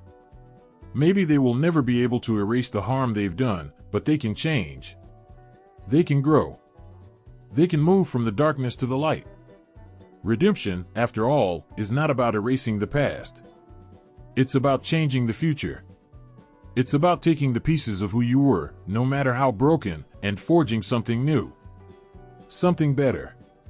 The dark gods are more than just agents of destruction. They are beings who carry the weight of the world's fears, its mistakes, its chaos. But that does not define them. It is only part of their story. The possibility of redemption remains, hidden beneath the layers of pain and darkness. It is up to them, as it is up to all of us, to choose what they will become. And in that choice, they may just find the light they've been searching for all along. The storm was raging outside, the thunder shaking the walls, lightning illuminating the dark sky like a flash of fury. Inside, the fire crackled, its warmth pushing back against the cold that crept through the cracks of the old house. Yet, despite the comfort of the flames, there was something unsettling in the air. Something primal. The world outside felt like it was on the brink of collapse, the elements as untamed as the forces of destruction themselves. It was in these moments of turmoil, when the world seems to teeter between chaos and order, that we are reminded of the dark gods. They are not simply ancient figures, trapped in the past. Their stories are living, breathing things, woven into the fabric of who we are today. They have lessons to teach, lessons that cut through the ages like a sharp blade, lessons we might rather ignore. But like the storm outside, their presence is unavoidable. We must face them. Loki, the trickster, the master of chaos, never played by the rules. He tore down what others had built, sowing discord and confusion wherever he went. He betrayed, he lied, and yet, there was something about him that could not be ignored. Loki showed us that chaos is not always the enemy. Sometimes, it is the catalyst for growth. In his endless pranks, he forced the gods to face their weaknesses, to look inward and question their assumptions. The destructive force he unleashed wasn't pointless, it was a mirror to reflect the imperfections of those around him. And, as uncomfortable as it may be, chaos is part of us all. We, too, harbor the seed of disruption. In our own lives, there are moments when we burn it all down, when the comfort of what we know is not enough, and we break free from the patterns that trap us. Loki teaches us that sometimes, destruction is the first step toward transformation. Without the unraveling, there can be no rebuilding. He is a reminder that while the world may fall apart, it is in the pieces that we find the chance to rebuild something stronger, something truer. Fenrir, the great wolf, is a force of nature, raw and untamed.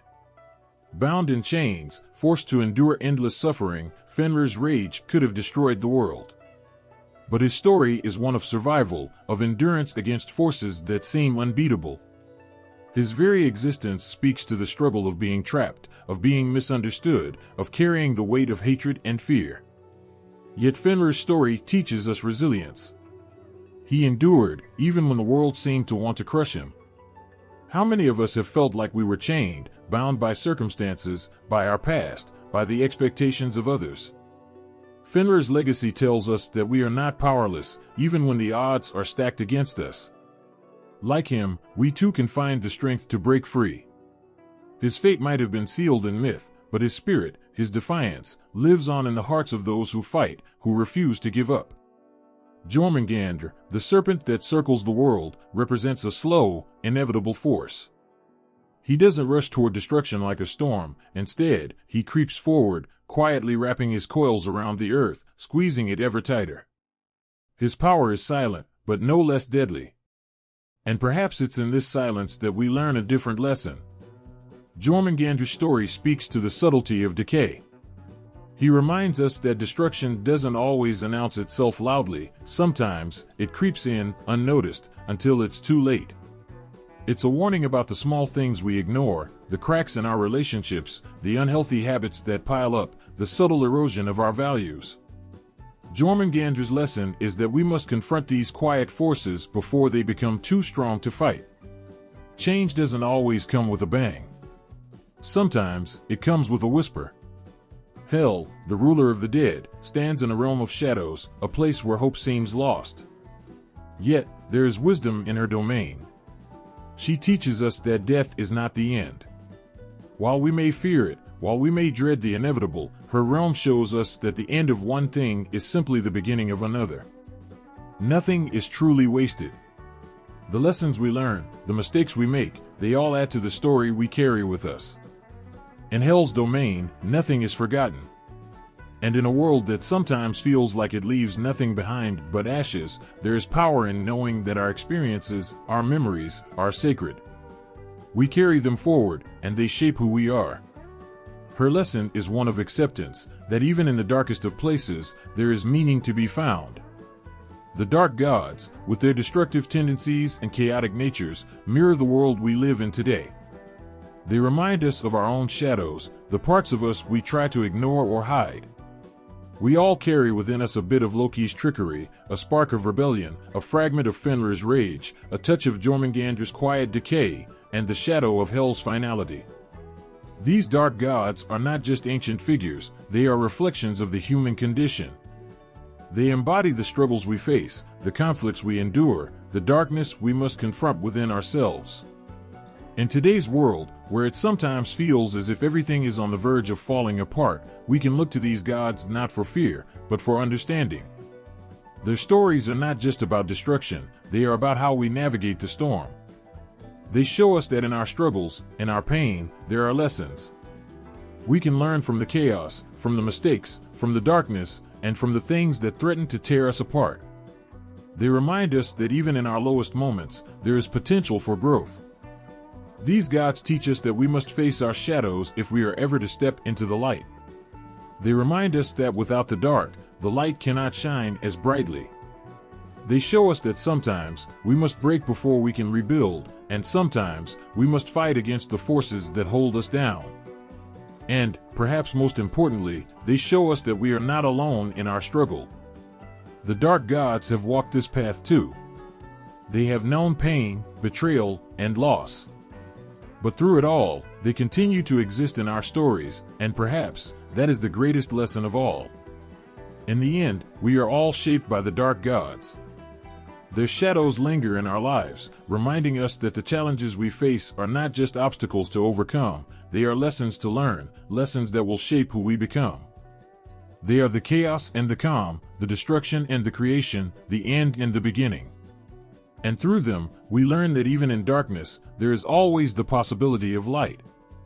There's something primal in the air when you think of the dark gods, something that lingers at the edge of consciousness, like the rumbling of thunder before a storm. Their stories aren't just tales of gods and monsters, they are the very echoes of our fears, our desires, and our struggles. We've all felt their pull at one point or another, the longing for rebellion, the rage against an unjust world, the feeling of being bound, of being alone in the darkness. These gods have never been just figures in a story. They are part of us, woven into the fabric of what it means to be human. Loki, with his endless tricks and lies, is the embodiment of the chaos that lurks within us all. Fenrir, the wolf who was bound by chains and prophecy, shows us the uncontrollable force of rage and retribution that rises when we've been wronged for too long. Jormungandr, the serpent that wraps around the earth, symbolizes the creeping, inevitable decay of things, the silent erosion of what we build and cherish. And Hell, in her dark realm, reminds us that even in death, there is a story, a meaning, that transcends our mortal lives. These dark gods represent the shadows we carry, the parts of ourselves we try to ignore, the darkness we fear, and the chaos we hope to avoid. Their influence isn't bound by time or place. You can feel it in the way the world shifts when things start to fall apart, when the foundations of life seem to crack under pressure. The stories of these gods persist not because they are old, but because they resonate. They are reflections of the struggles we face every day, amplified to godly proportions. When we watch the world burn, when we see systems break down, when we feel our own lives teetering on the edge, it's hard not to feel that Loki is laughing somewhere, that Fenrir's rage is stirring, that Jormungandr is quietly tightening his coils. And in the deepest part of ourselves, we wonder, can we survive what's coming? Or are we simply part of the cycle? There's a reason these gods endure. It's not just the grandeur of their myths, the drama of their lives, or the raw power they wield. It's the fact that they mirror our own darkest impulses. We've all wanted to break free like Loki, to see the world burn with the fires of rebellion. We've all felt trapped, like Fenrir, longing for a way out of our cages, dreaming of vengeance. We've all feared the slow destruction of time, like Jormungandr's endless tightening grip. And we've all wondered about what happens when it all ends, when we have nothing left but the shadows of our own lives, like the souls in hell's cold halls. But as these gods have shown us, there is no real end. There is no finality in darkness. Even after the chaos of Ragnarok, there is rebirth. Even after the end of everything, something new rises. It might be a world of ashes, but it is a world nonetheless, a world where life, in whatever form it takes, continues to fight for meaning, for purpose. The myths of the dark gods are timeless because they are real. They speak to the core of who we are, not just as people, but as creatures who live and breathe in a world that is as destructive as it is beautiful. As we stand on the edge of our own time, looking out at the world that seems to be spiraling into chaos, we find that the dark gods are still with us. Their stories haven't faded. They are whispered in the corners of our lives, in the moments of frustration, in the quiet acts of defiance, in the times when we feel like everything is falling apart and we're just trying to survive. They're with us when we look at the world and wonder how we can hold on, how we can rebuild, how we can rise from the ashes. In every struggle, we feel the pull of Loki's laughter, the bite of Fenrir's rage, the slow pressure of Jormungandr's grip, and the cold embrace of hell. They are the gods of destruction, yes, but they are also the gods of change. Without them, we would never learn what it means to rebuild, to find the light in the darkest of places. Their chaos is the catalyst for growth, their darkness the canvas for light to shine brighter. These gods are not the end, they are the beginning of something new. They are the challenges that shape us, the forces that test us, the shadows that force us to find the light. When we look at the world today, at the challenges we face, it's clear that their stories still have power. The dark gods are not just figures from ancient myth, they are symbols of the very forces that drive our world. The battle between order and chaos is as old as time, and it rages in the hearts of people everywhere. The myths of Loki, Fenrir, Jormungandr, and Hel remind us that we are not alone in this struggle. These gods have walked this path before. They have faced the darkness, and they have fought to emerge from it. We can see their influence in the world around us, in the way we respond to the forces that threaten to overwhelm us. We can see their fingerprints in the rebellion against oppressive systems, in the fight against the slow erosion of our values, and the inevitable march of time that no one can escape. We are living in a time where the shadows feel close, where the forces of darkness seem to press in on every side. But just as the dark gods have always risen and fallen, so too will we. We will face our struggles, we will confront our own chaos, and we will emerge on the other side, changed, transformed, and stronger than before. There's a strange comfort in the stories of these gods. They remind us that darkness isn't something to fear, it's something to understand. It's something we must confront in order to grow. The myths of the dark gods endure because they speak to something in all of us, the part that understands that the struggle against darkness is not a defeat, but a victory in itself. And so, as we move forward into the future, with all its uncertainty and chaos, we will carry the lessons of these gods with us. They are not just ancient myths. They are part of our story, part of our struggle, part of our triumph.